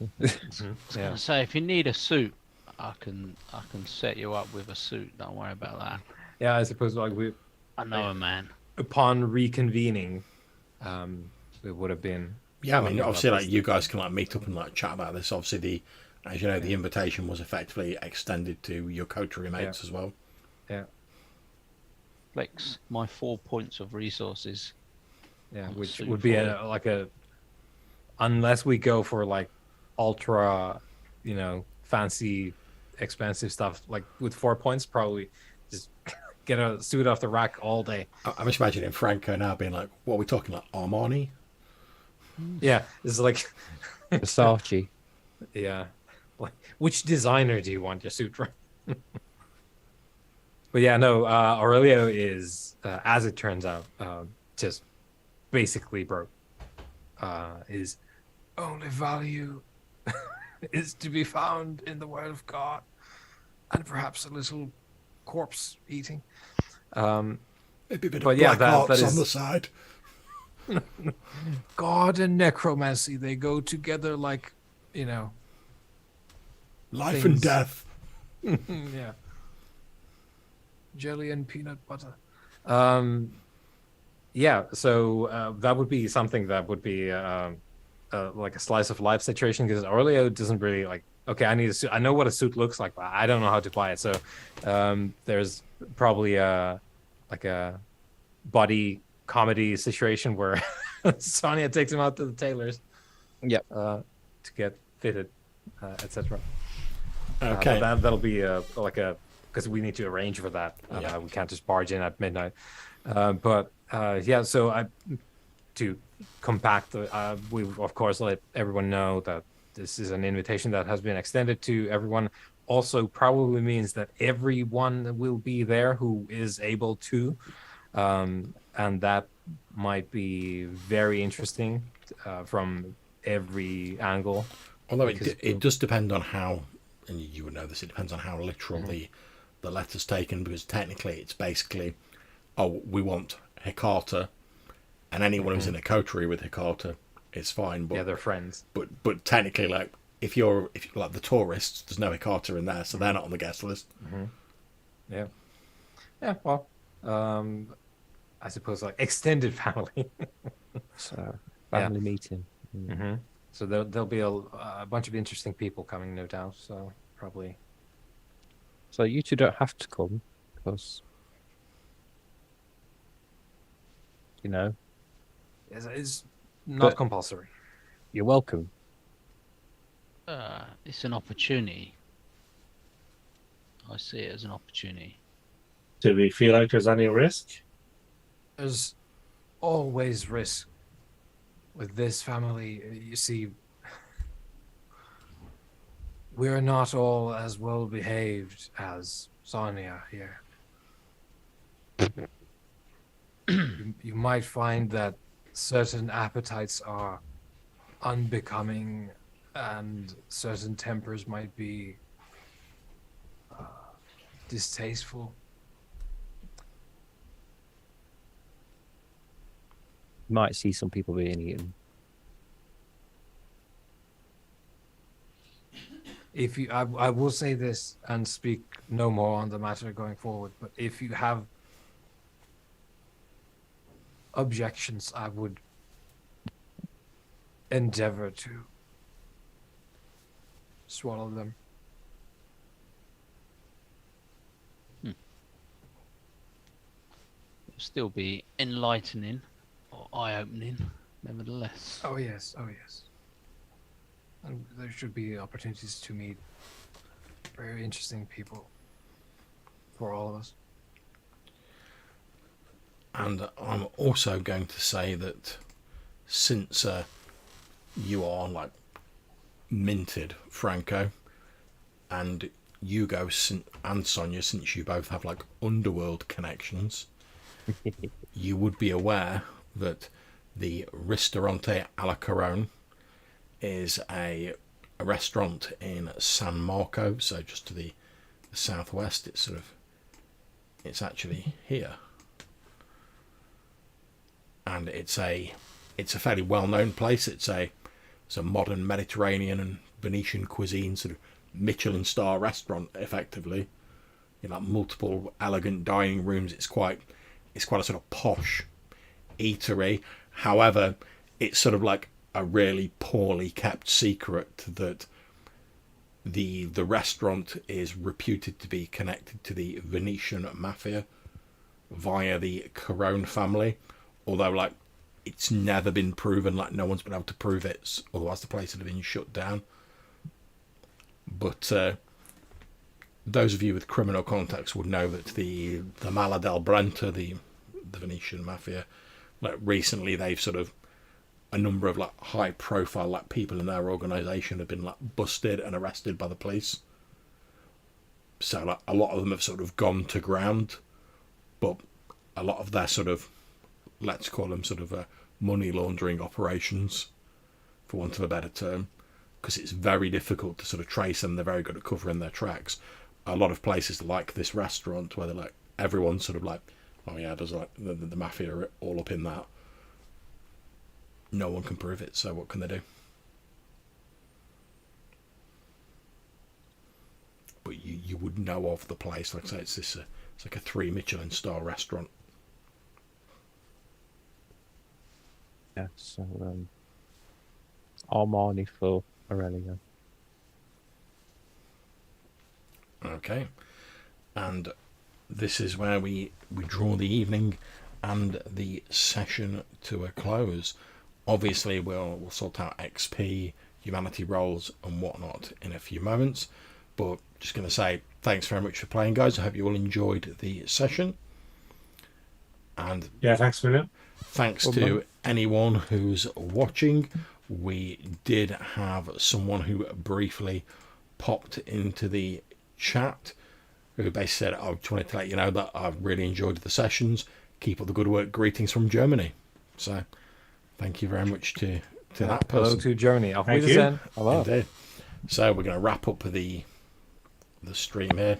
Thanks to all my players and to anyone who's watching now or in the future. Hopefully we'll catch you for the next session.